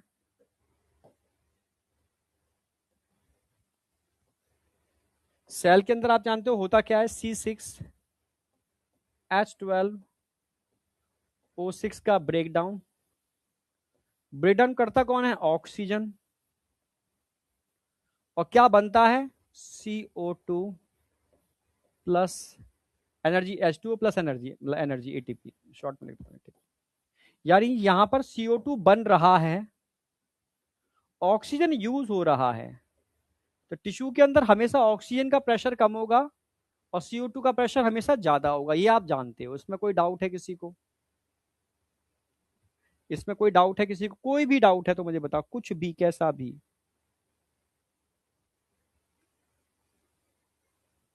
कुछ भी डाउट कैसा भी।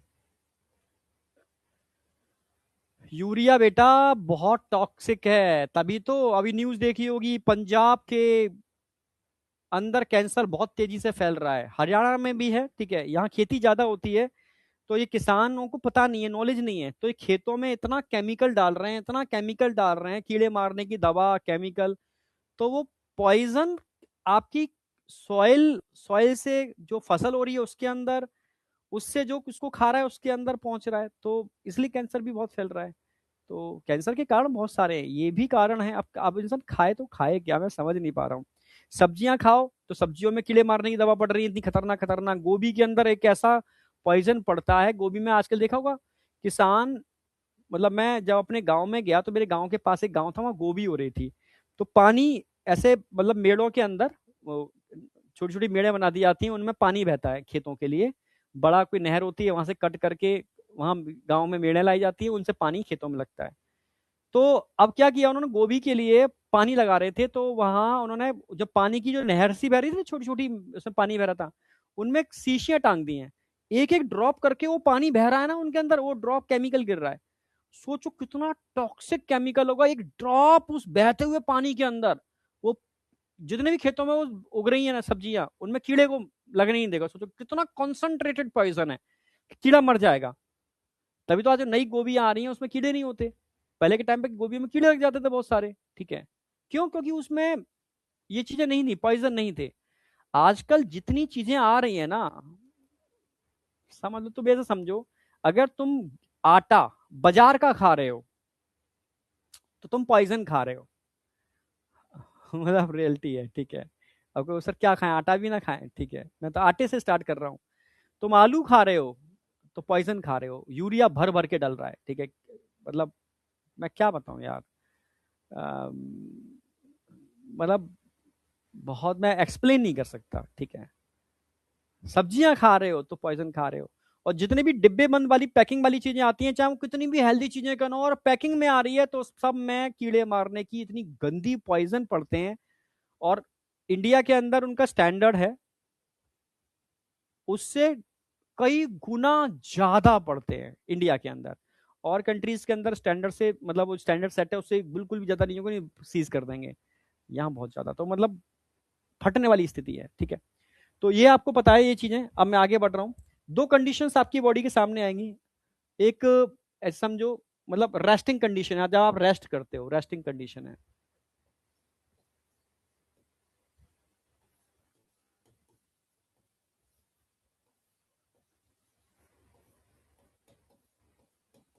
रेस्टिंग कंडीशन है। और जैसे मानो आप, मतलब आप एक्सरसाइज कर रहे हो, आपकी बॉडी पे स्ट्रेन पड़ रहा है, आप कोई ऐसा काम कर रहे हो, जैसे सामान उठा रहे हो, दौड़ रहे हो, एक्सरसाइज कर रहे हो, स्ट्रेनस कंडीशन।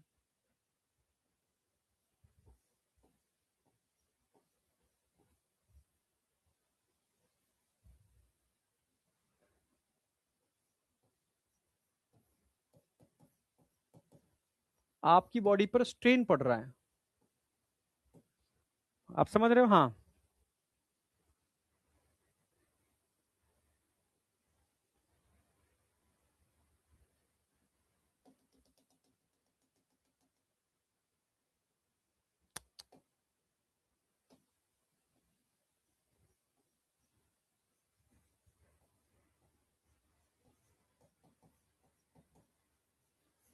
आपकी बॉडी पर स्ट्रेन पड़ रहा है बहुत ज्यादा, मतलब एक्सरसाइज वाली कंडीशन भी हो सकती है।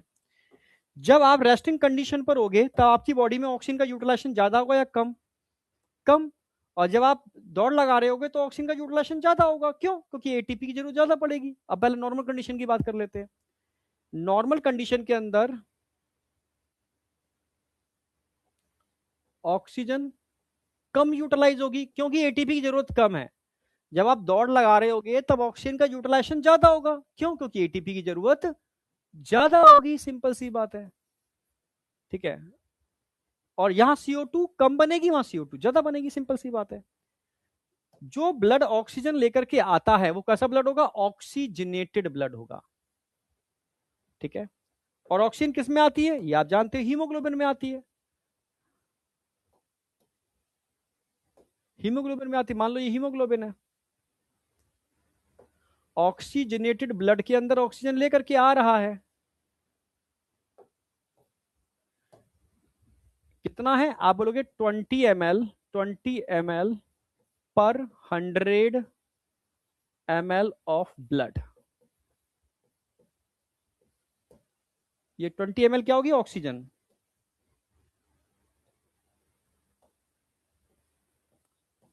20 ml ऑक्सीजन पर 100 ml ऑफ ब्लड, ये आपकी हीमोग्लोबिन में आ रही है, हीमोग्लोबिन में लोड होकर के आ रही है।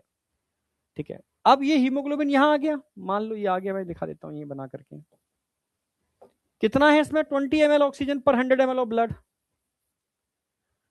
जब रेस्टिंग कंडीशन होती है, तो 20 ml में से सिर्फ इसका एक चौथाई, यानी 5 ml,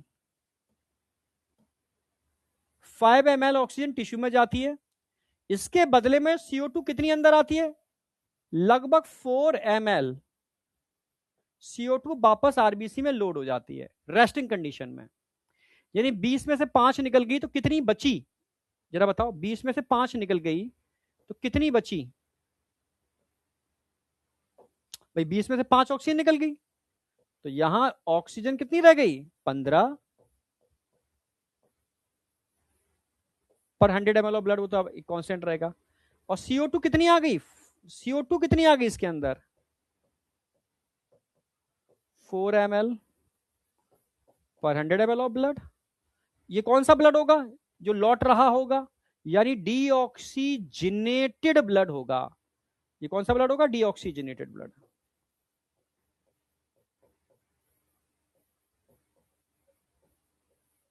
ये कौन सा ब्लड होगा? Oxygenated blood.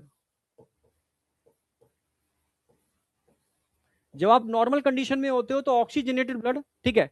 हाँ, ये तो खैर कॉमन डेटा है, ये तो आप नॉर्मल कंडीशन में होगे या इस कंडीशन में भी होगे, तब भी इतना ही हीमोग्लोबिन, ये तो फिक्स डेटा है, इसमें तो कोई डाउट है ही नहीं, ठीक है। 20 ml ऑक्सीजन पर 100 ml ऑफ ब्लड। ब्लड कैसा होगा? ऑक्सीजनेटेड। ये तो सेम डेटा है, इसमें तो कोई डाउट है ही नहीं, आपको होना ही नहीं चाहिए। ये आ रहा है, इधर से भी आ रहा है, इधर से भी आ रहा है, इस कंडीशन में आएगा, वो उस कंडीशन में आएगा, दोनों कंडीशन अलग अलग हैं। ये कंडीशन होगी, ये बॉडी में ये कंडीशन होगी, बस अंतर इतना है, जब आप रेस्टिंग कंडीशन में होते हो ना, उस समय आपकी जरूरत कम होती है, तो उस समय इस 20 ml में से 5 ml ऑक्सीजन टिश्यू में चली जाती है, रिमेनिंग वापस आप निकाल देते हो, ठीक है। और CO2 कितनी आ गई? 4 ml पर 100 ml ऑफ ब्लड के हिसाब से मैंने काउंट किया है। यहां पर 100 की जगह मैं 200 कर दूंगा तो ये भी डबल हो जाएगा, 1000 कर दूंगा तो इसको 5 गुना कर दोगे, सिंपल सी बात है।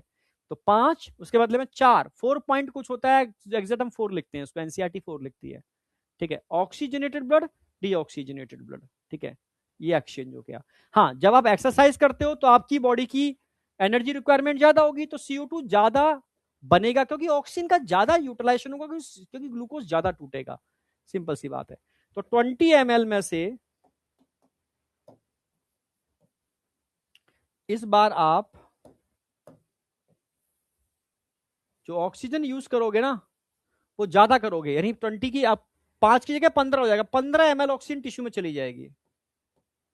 15 ml टिश्यू में चलेगी तो कितनी रह गई, तो कितनी बच गई जो लौटेगी? भाई 20 में से 15 गए तो कितने बचे?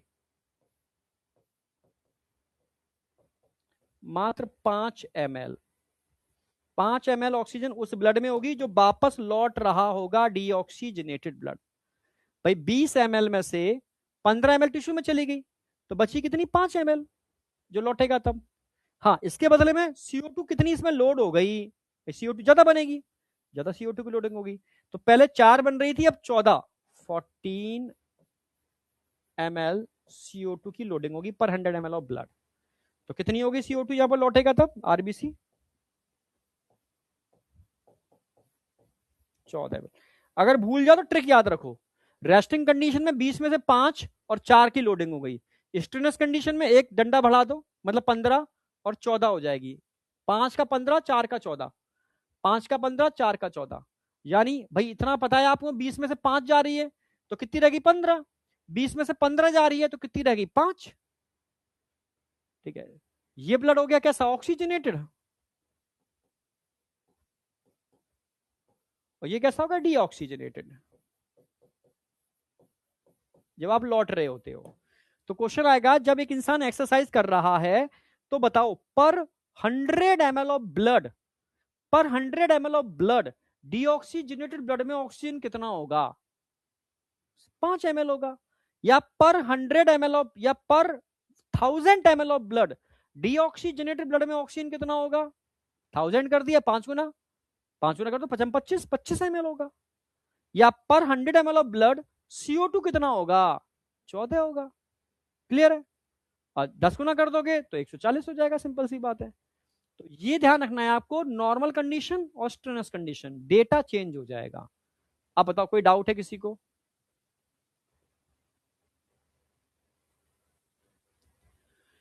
ये बेसिक डेटा है, एनसीईआरटी में दे रखा है, इसलिए मैंने ये प्रॉपर कंसेप्चुअल कराया है, जिससे किसी भी लेवल का क्वेश्चन आए तो आप कर पाओ। नॉर्मल कंडीशन, जब रेस्टिंग कंडीशन होती है तब कंडीशंस क्या क्या होती हैं? 20, भाई ये तो पता है कि हमेशा ऑक्सीजनेटेड ब्लड में 20 ml ऑक्सीजन होती ही होती है पर 100 ml ऑफ ब्लड, फिक्स है, कंडीशन कैसी भी हो। बस आपको ये ध्यान रखना है कि जब रेस्टिंग कंडीशन होती है तो 20 में से 5 टिश्यू में चली जाती है, और जब एक्सरसाइज करते हो तो 20 में से 15 टिश्यू में चली जाती है। 5 की जगह 4 ml CO2 लोड हो जाती है, और यहां पर 15 की जगह 14 ml CO2 की लोडिंग हो जाती है, क्योंकि CO2 तो लोड होगी ना उसके बदले में। तो जब लौट रहे होगे तो 20 में से 5 अगर चली गई है तो 15 बचेगी ऑक्सीजन, रेस्टिंग कंडीशन में। स्ट्रेनस कंडीशन में 20 में से 15 चली गई है तो 5 बचेगी, सिंपल सी बात है।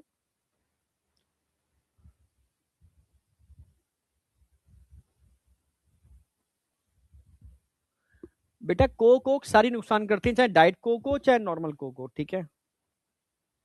अभी जो मैं बता रहा हूं उस पर बताओ, ये जो मैं समझा रहा हूं कंसेप्ट, ये समझ में आया नहीं आया? क्लास काफी इंपॉर्टेंट है आज की, ये सब कंसेप्चुअल चीजें हैं आज जो मैं बता रहा हूं, जितनी भी चीजें बता रहा हूं सब कंसेप्चुअल है। हाँ, डाउट मत पूछो, क्या है?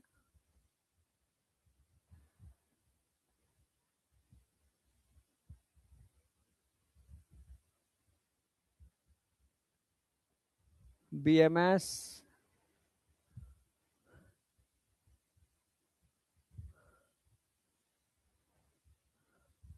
अरे तुम गधे हो, उसका मतलब तुम फिजिक्स केमिस्ट्री तो तुम, मुझे समझ में आ गया, तुम्हें आती नहीं होगी। मैं तो अब गारंटी दे रहा हूँ, एक बच्चा लगा समझ नहीं आया तो फिजिक्स केमिस्ट्री आती नहीं होगी यार। पक्की बात है, इसमें तो कुछ है ही नहीं। मैं तो इतना करा रहा हूँ कि भैया तेरे पास 20 रुपए हैं। तो इसका मतलब तुम फिजिक्स केमिस्ट्री में गुड़ गोबर कर रहे होगे 100%। भाई तुझे मैंने 20 रुपए दिए हैं, तुझसे कहा 20 रुपए में से 5 रुपए तू फैक्ट्री वाले को दे दे। अब बता तेरे पास कितने रुपए बचे? सर 15 रुपए बचे। 20 रुपए तूने इसको, 20 में से 5 रुपए दे दिए, तो उस फैक्ट्री वाले ने तुझे क्या दिया भाई? 4 ml तुझे क्या दे दी? CO2 दे दी इसने। तो कितना रह गया? 15 ml ये आ गया, 4 ml ये आ गया नॉर्मल कंडीशन में। अब जब तू एक्सरसाइज करता है तो तुझे 20 रुपए दिए, तो 20 रुपए में से तुझे अब ज्यादा देने पड़ेंगे। सेल को कितने? 15 देने पड़ेंगे। तो कितने रह गए तेरे पास? 5 ही तो रह गए। 20 में से 15 दे दिए, 5 रह गए। अच्छा 15 दे दिए, तो सेल ने तुझे इसके बदले में CO2 कितनी दी? 14 दी, तो 14 CO2 आ गई। क्या है इसके अंदर? तुम इतना नहीं समझ पा रहे हो कि 20 में से 5 दे दिए तो 15 बच गए, इसके बदले में भाई 5 दे दिए तो 4 ml CO2 लोड होगी इसके अंदर। ये तो मैं बता रहा हूं, इसमें है क्या? 20 ml ऑक्सीजन लेकर के आए थे तुम, 20 में से 5 तुमने दे दी, तो 15 ml बच गई। जो बच गई, जो भाई लौट रहा है वो लेकर ही जाएगा, बचा हुआ लेके जाएगा। और साथ में क्या लेके जा रहा है? CO2 कितनी? 4 ml। तो 4 ml पर 100 ml ब्लड के साथ CO2 लेके जा रहा है। या तुम एक्सरसाइज करते हो, जब एक्सरसाइज करोगे, पसीना बहाओगे, तो सेल के अंदर ग्लूकोज की जरूरत ज्यादा पड़ेगी ना भाई। तो ग्लूकोज की जरूरत ज्यादा होगी, तो ज्यादा ग्लूकोज टूटेगा, टूटेगा तो ऑक्सीजन ज्यादा चाहिए, ज्यादा CO2 बनेगी। भाई 20 में से तुम कितनी लगे यहाँ पर? 20 ml में से कितनी दे दी तुमने इसको? 15 ml दे दी, तो 5 ही तो बची, तो 5 लिख दिए मैंने। और उसके बदले में CO2 कितनी आ गई? 14 आ गई, 14 CO2 लिख दिया। है क्या इसके अंदर? अगर ये समझ में नहीं आ रहा बेटा इस ट्रिक से, तो क्या समझ में आएगा? कुछ नहीं।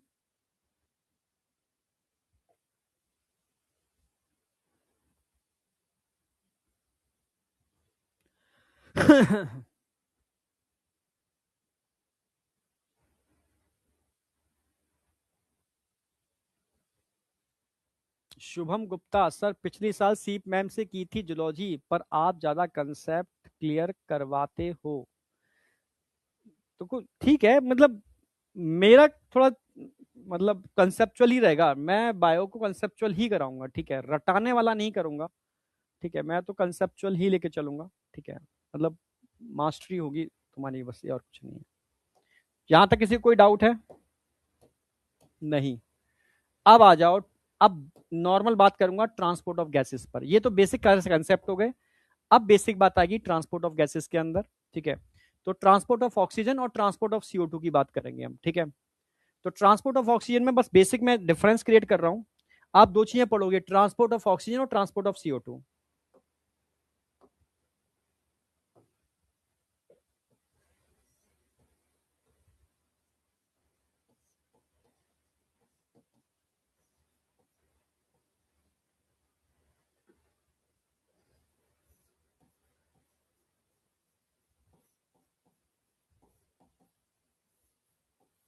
दो चीजें पढ़ने वाले हो आप। ठीक है, और ये भी जानते हो कि अगर मैं ऑक्सीजन के ट्रांसपोर्ट की बात करता हूं, तो ऑक्सीजन का जो ट्रांसपोर्ट है ना, वो दो फॉर्म्स में होता है। 98% के आसपास और लगभग 2% के आसपास। अप्रोक्सीमेटली बात कर रहा हूं मैं, अप्रोक्सीमेटली, समझ रहे हो ना मेरी बात? हाँ।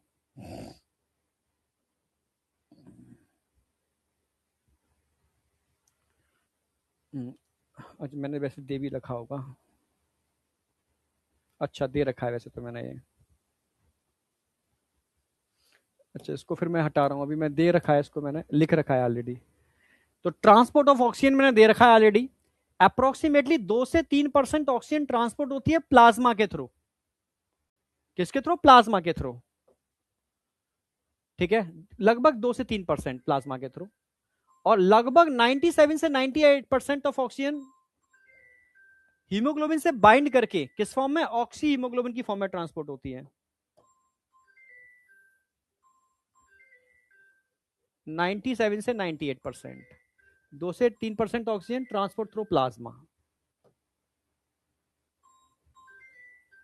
ठीक है, क्लियर है बिल्कुल। ये दो बातें ध्यान रखनी है। अभी पहले ऑक्सीजन की बात करता हूं, CO2 की बात में करूंगा, ये डेटा आपको याद रखना है। अब क्वेश्चन आता है सर ऑक्सीजन प्लाज्मा के थ्रू 2 से 3% हो रही है और आरबीसी के थ्रू बहुत ज्यादा हो रही है, जबकि CO2 जब पढ़ाऊंगा ना तो CO2 प्लाज्मा के थ्रू 77% ट्रांसपोर्ट होती है, कराऊंगा अगली कल वाली क्लास के अंदर। प्लाज्मा के थ्रू बहुत कम, क्योंकि CO2 की सॉरी आरबीसी के थ्रू बहुत कम, क्योंकि CO2 की सॉल्युबिलिटी कंपेरेटिव ऑक्सीजन बहुत ज्यादा होती है, 20 से 25 टाइम ज्यादा, जबकि ऑक्सीजन की सॉल्युबिलिटी प्लाज्मा में कम होती है, तो इसलिए ऑक्सीजन प्लाज्मा के थ्रू कम ट्रेवल करती है। ठीक है, आरबीसी के थ्रू ज्यादा ट्रेवल करती है, कंपैरिजन करके बताऊंगा मैं। ठीक है, अभी इसको मैं कल कंपैरिजन करूंगा CO2 के साथ। अब आ जाओ जो मैं आज कराने वाला हूं, ट्रांसपोर्ट ऑफ ऑक्सीजन में ऑक्सीजन हीमोग्लोबिन डिसोसिएशन कर्व, इससे क्वेश्चन आता है भाई, very very very very important.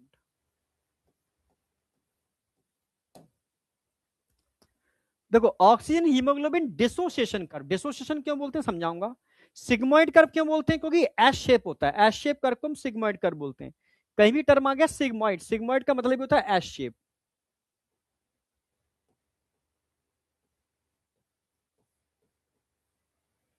S shape का मतलब हो गया sigmoid.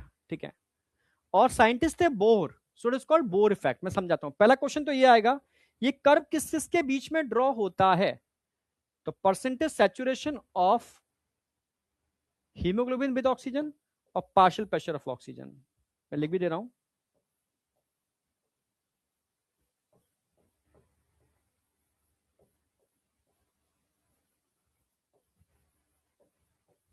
partial pressure of oxygen, percentage saturation of HbO2। जैसे से ऑक्सीजन का प्रेशर बढ़ा रहे हो, हीमोग्लोबिन ऑक्सीजन के संग सैचुरेट होता जा रहा है, होता जा रहा है, होता जा रहा है। और ये आप जानते हो कि एक हीमोग्लोबिन कितनी ऑक्सीजन से बाइंड कर सकता है, भाई एक ऑक्सीजन से बाइंड करेगा 25% सैचुरेशन, दूसरी ऑक्सीजन से बाइंड करेगा 50% सैचुरेशन, तीसरी ऑक्सीजन से बाइंड करेगा 75% सैचुरेशन, और चौथी ऑक्सीजन से बाइंड करेगा 100% सैचुरेशन। ठीक है, यानी जब तक 100% सैचुरेशन नहीं हो रहा तब तक आप ऑक्सीजन का पार्शियल प्रेशर बढ़ाओगे तो सैचुरेशन बढ़ेगा बढ़ेगा बढ़ेगा बढ़ेगा बढ़ेगा बढ़ेगा बढ़ेगा बढ़ेगा। एक बार चारों चारों पार्ट इसके ऑक्सीजन से सैचुरेट हो जाएंगे, फिर कितना भी ऑक्सीजन बढ़ाओगे फिर सैचुरेशन नहीं बढ़ेगा, स्टेबल हो जाएगा, 100% सैचुरेशन हो गया। तो कर्व कैसा बना, एस शेप कर्व बना, इसी को सिग्मोइड कर्व बोलते हैं। सिग्मोइड कर्व किस किस के बीच में बन रहा है, ध्यान रखना है आपको, परसेंटेज सैचुरेशन ऑफ हीमोग्लोबिन और पार्शियल प्रेशर ऑफ ऑक्सीजन के बीच में एक कर्व ड्रॉ हो रहा है। कोई भी कर्व, फिजिक्स का हो, केमिस्ट्री का हो, जूलॉजी का हो, बॉटनी का हो, पहला तो आपका ये कर्तव्य बनता है कि हमें पता होना चाहिए ये कर्व किस किस की वजह से ड्रॉ हो रहा है। ठीक है, तो परसेंटेज सैचुरेशन को रिप्रेजेंट कर रहे हैं पार्शियल प्रेशर के रिस्पेक्ट में। यहां प्रेशर बढ़ा रहे हो ऑक्सीजन का, सैचुरेशन बढ़ रहा है, प्रेशर बढ़ा रहे हो, सैचुरेशन बढ़ रहा है। तो पहला स्टेप तो आपको ये आना चाहिए कि एक्चुअल में हो क्या रहा है। यहां तक कोई डाउट, यहां तक कोई भी डाउट है तो मुझे बताओ, यस या नो। नहीं, अब मैं तुमसे कहूं कि बेटा ये कर्व 100% सैचुरेशन हो रहा है, मैं कहूंगी 50% सैचुरेशन किस पार्शियल प्रेशर पर होगा। अगर मैं तुमसे कहूं ये 60 है, 50 यहां पर आएगा, 50% हीमोग्लोबिन जिस पार्शियल प्रेशर पर, जिस पार्शियल प्रेशर पर ऑक्सीजन के जिस पार्शियल प्रेशर पर सैचुरेट होगा, इसको हम बोलते हैं P50 वैल्यू। क्या बोलेंगे इसको हम, P50 वैल्यू। तो P50 वैल्यू क्या होती है, it is the partial pressure of oxygen, it is the partial pressure of oxygen at 50% hemoglobin is saturated। तो P50 वैल्यू क्या है, it is a partial pressure, partial pressure of oxygen. ये oxygen का वो आंशिक दाब है, ये ऑक्सीजन का वो पार्शियल प्रेशर है, समझना मेरी बात, यहां पर आएगा वो पार्शियल प्रेशर है जिस पर 50% हीमोग्लोबिन क्या हो रहा है, सैचुरेट हो रहा है। ठीक है, it is a partial pressure of oxygen eight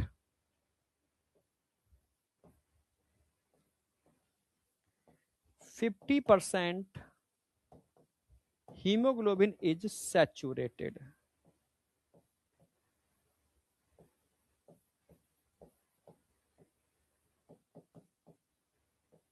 भाई 50% हीमोग्लोबिन जिस ऑक्सीजन के पार्शियल प्रेशर पर सैचुरेट होता है ऑक्सीजन के साथ, उसको हम बोलते हैं P50 वैल्यू। क्या बोलेंगे, P50 वैल्यू। तो ये 50 वैल्यू, ये यहां पर P50 वैल्यू है। ये दो चीज समझ में आ गई। कर्व किस किस के बीच में ड्रॉ किया और P50 वैल्यू क्या होती है, ये चीज समझ में आई या नहीं आई?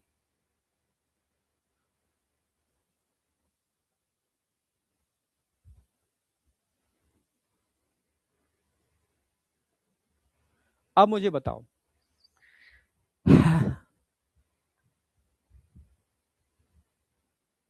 अब बताओ, यहां तक कोई डाउट?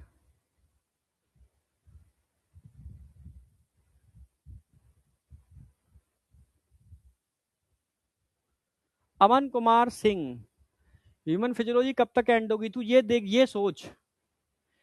ठीक है, देख जो प्लानर दिया है ना, मेरा प्लानर एग्जैक्ट चलता है जो प्लानर दिया है। एक आध लेक्चर ऊपर या नीचे हो सकता है, ठीक है, उससे डिले डिले नहीं होता कभी। मेरा प्लानर कभी डिले होता ही नहीं है।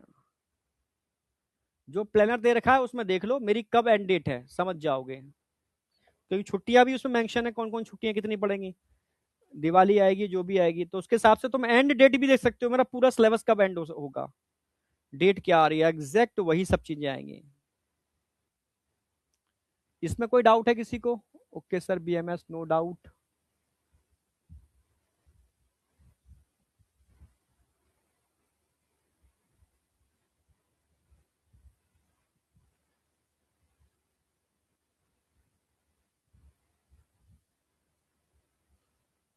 यहां तक समझ में आया?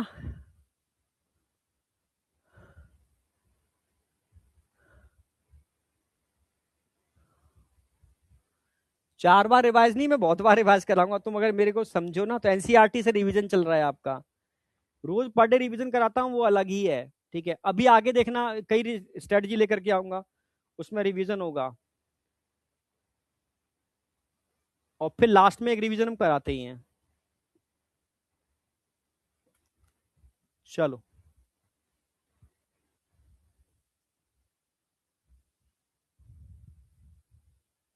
बाबा अग्नोत्री बोल रहे हैं आपकी सैलरी कितना है सर? मतलब जब पढ़ने आए हैं कि सैलरी पूछने आए हैं? आह, समझ में आ गए?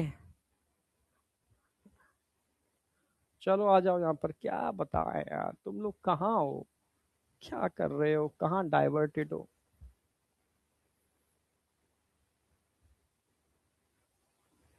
चलो, अब आ जाओ। अब मैं इसको समझाऊंगा, एक ही ग्राफ में सारी कंडीशन समझा दूंगा, सारी कंडीशन। ये कर्व है, पार्शियल प्रेशर ऑफ ऑक्सीजन और परसेंटेज सैचुरेशन ऑफ हीमोग्लोबिन के बीच में ड्रॉ कर रहे हैं, समझो।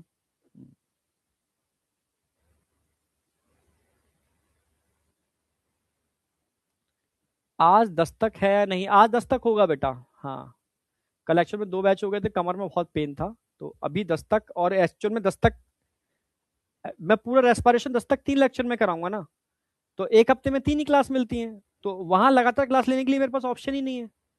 इसके पैरेलल चलेगा 10 तक। ठीक है, हाँ। तो जैसे ही चैप्टर खत्म होगा, इसको 3 लेक्चर में वहां नेक्स्ट वीक में कंप्लीट कर दूंगा मैं। तो आज 10 तक होगा, उसमें मैं अभी आज क्वेश्चन कराने हैं मुझे न्यूक्लिक एसिड के और लिपिड के। ठीक है, इसके क्वेश्चन करा करके वो बायोमोलिक्यूल खत्म हो जाएगा वहां पर। और फिर जो मंडे आएगा, मंडे ट्यूसडे वेडनेसडे के अंदर मैं ये पूरा चैप्टर 10 तक मैं 3 दिन के अंदर कंप्लीट करूंगा, 3 दिन के अंदर, 10 10 10 10 मिनट के अंदर, 30 मिनट के अंदर पूरा ब्रीदिंग आपकी खोपड़ी में सेट होगा। और फिर आगे मैं उसके वो कराता रहूंगा, उसके वो क्वेश्चंस कराता रहूंगा। ठीक है, इसी चैप्टर के जैसे क्वेश्चन मैं काफी कराए, पर और भी अच्छे क्वेश्चन वहां भी करा दूंगा। अब आ जाओ। अच्छा, ये कर्व क्या होता है ना, कभी कभी या ऐसे की जगह ऐसे भी हो जाता है, ऐसे, ऐसे। यानी कर्व लेफ्ट साइड शिफ्ट हो जाता है, यहां से यहां शिफ्ट हो जाता है, लेफ्ट शिफ्ट। ठीक है, कभी कभी, पर कभी कभी ये कर्व यहां से ऐसे भी शिफ्ट हो जाता है, ऐसे,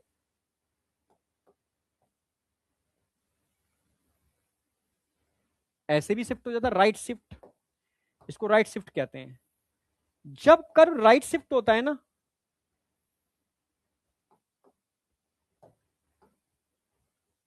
राइट शिफ्ट, तो क्या होगा, लेफ्ट शिफ्ट होगा तो क्या होगा, ये समझाना है मुझे। ठीक है, ये कर्व क्या हो गया, लेफ्ट शिफ्ट हो गया।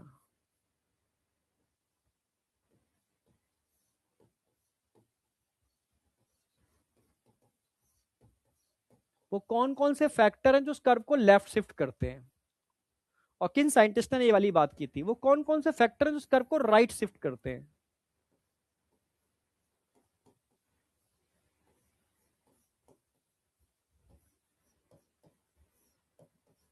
और कौन कौन से साइंटिस्ट थे जिन्होंने इसके बारे में समझाया था, बोहर साहब ने समझाया था, थोड़ा कॉल्ड बोहर इफेक्ट। और जब भी राइट शिफ्ट होता है तो HBO2 का डिसोसिएशन होता है। इसको नोट कर लो पहले तो, ठीक है। हाँ,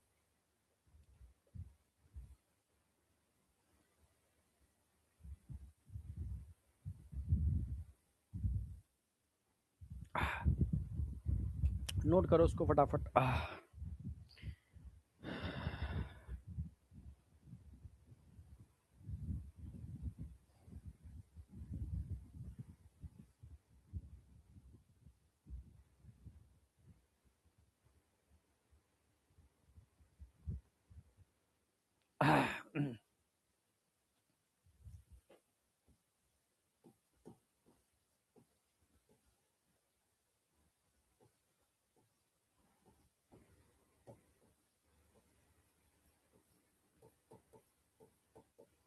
लेफ्ट शिफ्ट कब होगा, जब आपकी फेवरेबल कंडीशन होगी।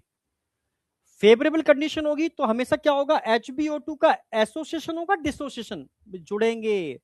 जब भी फेवरेबल कंडीशन होगी तो HBO2 का एसोसिएशन होगा।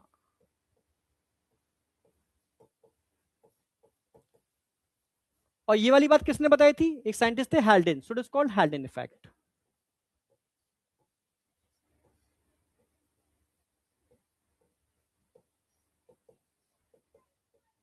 इसी को बोलते हैं हेल्डेन इफेक्ट। जबकि अगर ये कर्व राइट शिफ्ट होगा तो फेवरेबल कंडीशन होगी या अनफेवरेबल होगी, अनफेवरेबल कंडीशन होगी।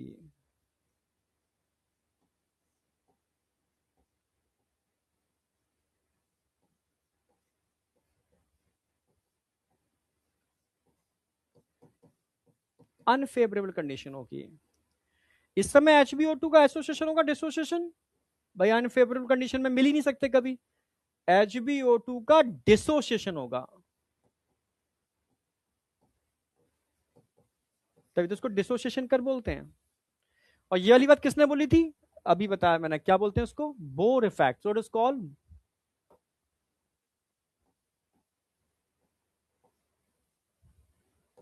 Bourse effect. सिंपल सी बात है। यानी ये नॉर्मल कर्व था, ये नॉर्मल कर्व था जो पार्शियल प्रेशर ऑफ ऑक्सीजन और परसेंटेज सेचुरेशन के बीच में हम ड्रॉ कर रहे हैं, सिग्मोइड बन रहा है। बोहर साहब ने बताया था ये कर्व राइट शिफ्ट हो सकता है, और कब होगा, जब HBO2 का डिसोसिएशन होगा। सो it is called HBO2 dissociation curve, और बोहर इफेक्ट भी कहते हैं। पर एक साइंटिस्ट और आए थे, उन्होंने कहा ये लेफ्ट भी शिफ्ट हो सकता है, इसको हेल्डेन इफेक्ट नाम दिया। अब आ जाओ, तो कर्व अगर लेफ्ट शिफ्ट होगा तो फेवरेबल कंडीशन होगी, राइट शिफ्ट होगा तो अनफेवरेबल कंडीशन होगी। यहां पर HBO2 का एसोसिएशन होगा, यहां डिसोसिएशन होगा। इसकी बात की थी हेल्डेन साहब ने, इसकी बात की थी बोहर साहब ने। अब वो कौन कौन से फैक्टर हैं जो इसको फेवरेबल या अनफेवरेबल बनाते हैं, अब यहां आ जाओ। अगर मैं तुमसे कहूं तुम्हारी बॉडी के अंदर पार्शियल प्रेशर ऑफ ऑक्सीजन बढ़ जाए and partial pressure of CO2 घट जाए, फेवरेबल कंडीशन है अनफेवरेबल, ये फेवरेबल कंडीशंस हैं। पहला फैक्टर ये है कि फेवरेबल कंडीशन है, ज्यादा ये कम है, फेवरेबल है। और जहां पर भी CO2 कम होगा वहां समझ लेना आपकी बॉडी के अंदर H आयन कम हो जाएंगे। CO2 जब भी कम होगा, क्योंकि CO2 बढ़ता है तो एचाइन साथ में बढ़ते हैं, CO2 कम होता है तो एचाइन कम होते हैं, और जैसे ही एचाइन कम होंगे मतलब पीएच आपकी एल्कलाइन हो जाएगी, बढ़ जाएगी, पीएच इंक्रीज हो जाएगी। बढ़िया चीज है भाई। पीएच कम होगी तो एसिडिक कंडीशन, पीएच बढ़ेगी तो बेसिक कंडीशन, वही तो हम चाहते हैं, एल्कलाइन कंडीशन। तो दूसरा कंडीशन ये आ गई। ये तीसरी कंडीशन, अगर कर्व मानो राइट शिफ्ट होता है तो P50 वैल्यू अभी कहां आएगी, ध्यान से देखो, यहां पर P50 वैल्यू आएगी, ये यहां पर, यहां P50 वैल्यू आ रही है। अगर कर्व राइट शिफ्ट होगा तो P50 वैल्यू कहां आएगी, कर्व राइट शिफ्ट होगा तो P50 वैल्यू यहां आएगी, लेफ्ट शिफ्ट होगा तो यहां आएगी। अगर P50 वैल्यू यहां आती है तो बढ़ी घटी, अगर राइट शिफ्ट होगा तो P50 वैल्यू बढ़ जाएगी। भाई जो पहले इतनी ऑक्सीजन पर सेचुरेशन हो रहा था अब यहां पर सेचुरेशन होगा तो बढ़ गई ना। हाँ, अगर कब लेफ्ट शिफ्ट होता तो P50 वैल्यू घट जाएगी, कम ऑक्सीजन में 50% सेचुरेशन हो जाएगा। तो राइट शिफ्ट होगा तो P50 वैल्यू बढ़ेगी, और लेफ्ट शिफ्ट होगा तो P50 वैल्यू घटेगी, P50 घट जाएगी, लेफ्ट होने पर घटेगी। तो यहां पर P50 वैल्यू क्या होगी, घटेगी।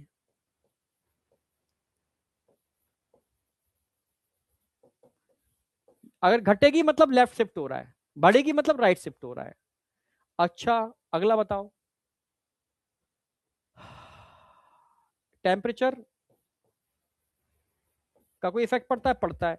अगर टेम्परेचर कम कर दो तो लेफ्ट शिफ्ट होगा, एसी में बैठो बढ़िया लगेगा, अगर तपती हुई धूप में बैठा दूं तो तुम बड़बड़ा जाओगे, राइट शिफ्ट हो जाएगा। ये कंडीशन कहां देखने को मिलती है, नियर, भाई ये सब चीजें कहां देखने को मिलेंगी, नियर लंग्स। लंग्स के पास आप जानते हो HbO2 का एसोसिएशन होता है, क्योंकि ऑक्सीजन ज्यादा होती है, CO2 कम होती है।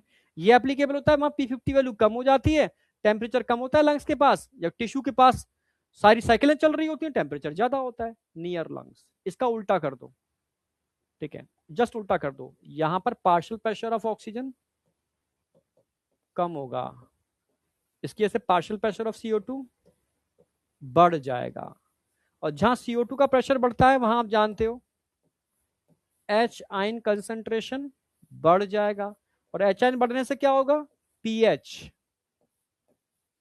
कम हो जाएगा, एसिडिक कंडीशन आ जाएगी।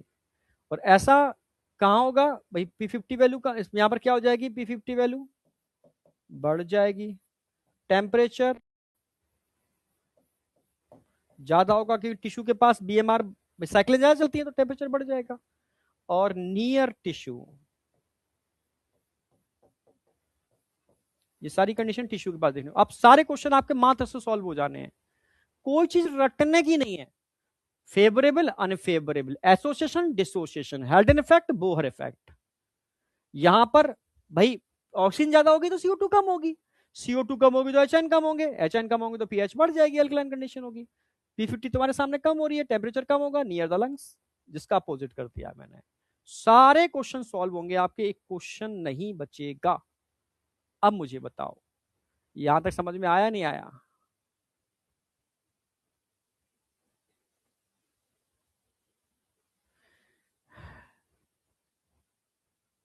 अगर टीचर ने किसी चीज को इजी नहीं कर पाया तो वो टीचर ही बेकार, ठीक है। अगर टीचर से पढ़ करके वो चीजें इजी ना लगे आपको तो वो मतलब ही नहीं है पढ़ाने का, फिर तो बच्चा खुद ही देख लेगा ना, ठीक है। तुम अभी बायोमोलिक्यूल देखना, बायोमोलिक्यूल बच्चे कहते थे सर सबसे बड़ा सर दर्द है, केमिस्ट्री में भी आता है, बायोलॉजी में भी है, 5 क्वेश्चन आते हैं सर, बहुत बड़ा सर दर्द है। तो इस साल से बायोमोलिक्यूल मैंने स्टार्ट किया, ये पिछली साल से, सॉरी। तो अब बच्चे कहते हैं सर बायोमोलिक्यूल तो बहुत ईजी लगता है। चलो ठीक है,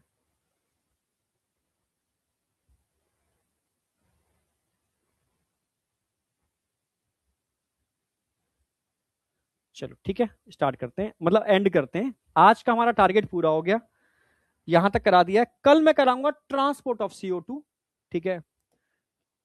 कल चैप्टर एंड हो जाएगा लगभग लगभग, ठीक है, जिससे कि मैं मुझे 7 लेक्चर मिले हैं इसमें। तो 7वें लेक्चर में स्टार्टिंग में मैं PYQ कराऊंगा, हाँ पहले PYQ कराऊंगा, और PYQ कराने के बाद मैं नया चैप्टर स्टार्ट करूंगा, इसके PYQ कराऊंगा साथ में मैं, ठीक है। तो ये मैं आज नहीं कराऊंगा, ये तो मेरा अगला टारगेट रहता है। अब आ जाओ, भाई haemoglobin is a red colour. कैसा होता है हीमोग्लोबिन, जरा बताओ। ये तो आप समझ में आ गया, लाइन समझ में आ गई। Red colour iron containing pigment है जो आरबीसी के अंदर होता है। Oxygen can bind with haemoglobin in reversible manner, ये लिखा दिया मैंने भाई। ऑक्सीजन हीमोग्लोबिन से बाइंड करेगी रिवर्सिबल मैनर में, और क्या बनाती है, ऑक्सी हीमोग्लोबिन। और इसके बनने को क्या बोलते हैं, ऑक्सीजिनेशन। समझ में आ क्यों लिखा है मैंने वो सारी बातें, इसलिए लिखाई थी मैंने। Each haemoglobin molecule can carry, भाई कितने मॉलिक्यूल को बाइंड कर सकता है ऑक्सीजन के, या तो ऑक्सीजन के 4 मॉलिक्यूल बाइंड करेंगे या CO2 के 4 मॉलिक्यूल बाइंड करेंगे, दोनों एक साथ बाइंड नहीं कर सकते। Binding of oxygen with haemoglobin is primarily, भाई किस पर डिपेंड करती है, भाई ऑक्सीजन हीमोग्लोबिन का मिलना किस पर डिपेंड करेगा भाई, प्राइमरली तो ऑक्सीजन पे डिपेंड करेगा ना, ऑक्सीजन एग्री है या नहीं है, ठीक है। फिर और सब पे भी करेगा, तो प्राइमरली किस पे डिपेंड करेगा, binding of oxygen with haemoglobin is primarily related किससे होगी, पार्शियल प्रेशर ऑफ ऑक्सीजन।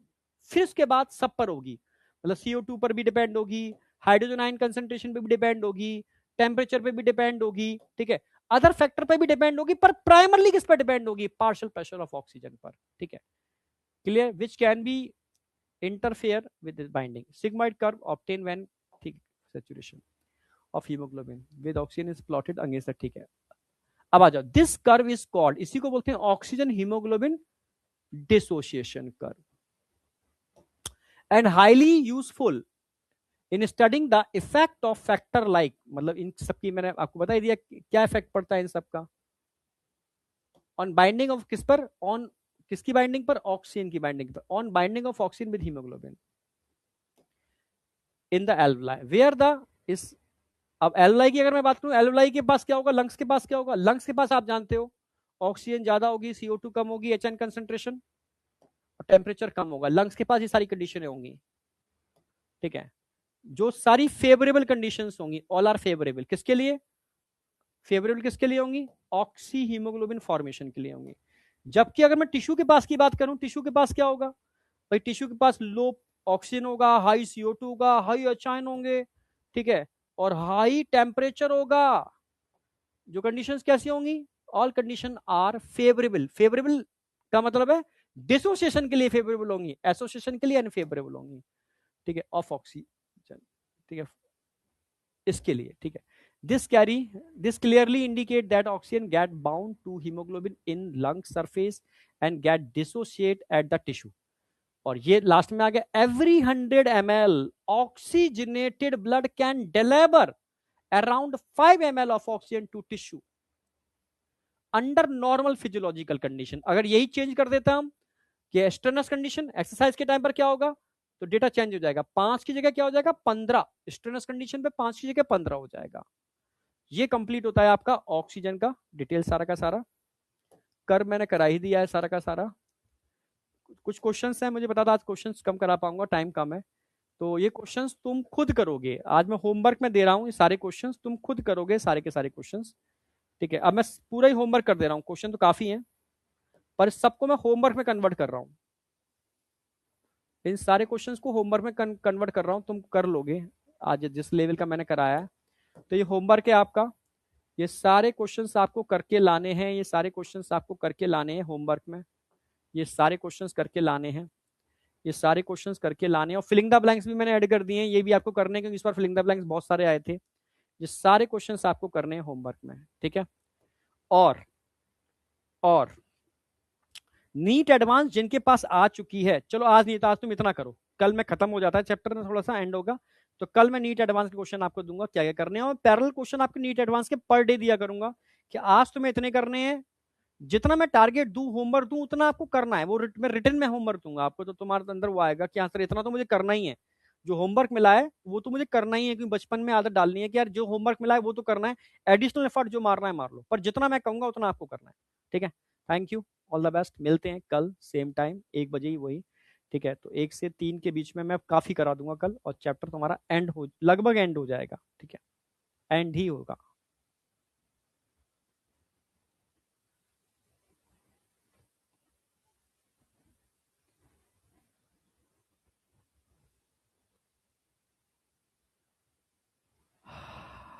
चलो बेटा, ऑक्सीजनेटेड ब्लड हमेशा 20 ml ऑक्सीजन लेके जाता है। पर डीऑक्सीजनेटेड ब्लड डिपेंड करता है कंडीशन के ऊपर। अगर नॉर्मल कंडीशन है तो डीऑक्सीजनेटेड ब्लड 15 ml ऑक्सीजन लेके जाएगा, अगर तुम एक्सरसाइज कर रहे हो तो डीऑक्सीजनेटेड ब्लड मात्र 5 ml ऑक्सीजन लेकर के जाएगा, बाद बाकी की यूज हो जाएगी। ठीक है। लंग्स के पास कोई मेटाबॉलिक रिएक्शंस नहीं हो रही हैं, इसलिए टेम्परेचर कम रहता है। जबकि टिश्यू के अंदर बहुत सारी मेटाबॉलिक रिएक्शन चल रही हैं तो वहां टेम्परेचर बढ़ा रहता है। ठीक है। तो अगर तुम टेम्परेचर चेक करोगे, टिश्यू के अंदर metabolic reaction, glycolysis, Krebs cycle etcetera चल रही हैं, सेल है वो तो। लंग्स के पास अगर मैं बात करूं तो वहां पर सरफेस पर ऑक्सीजन का बस ट्रांसपोर्ट हो रहा है, कंपेरेटिव लो टेम्परेचर होता है।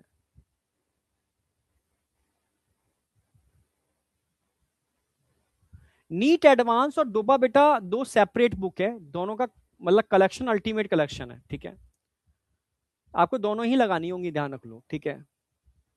चलो बाय बेटा, बाय बाय बाय।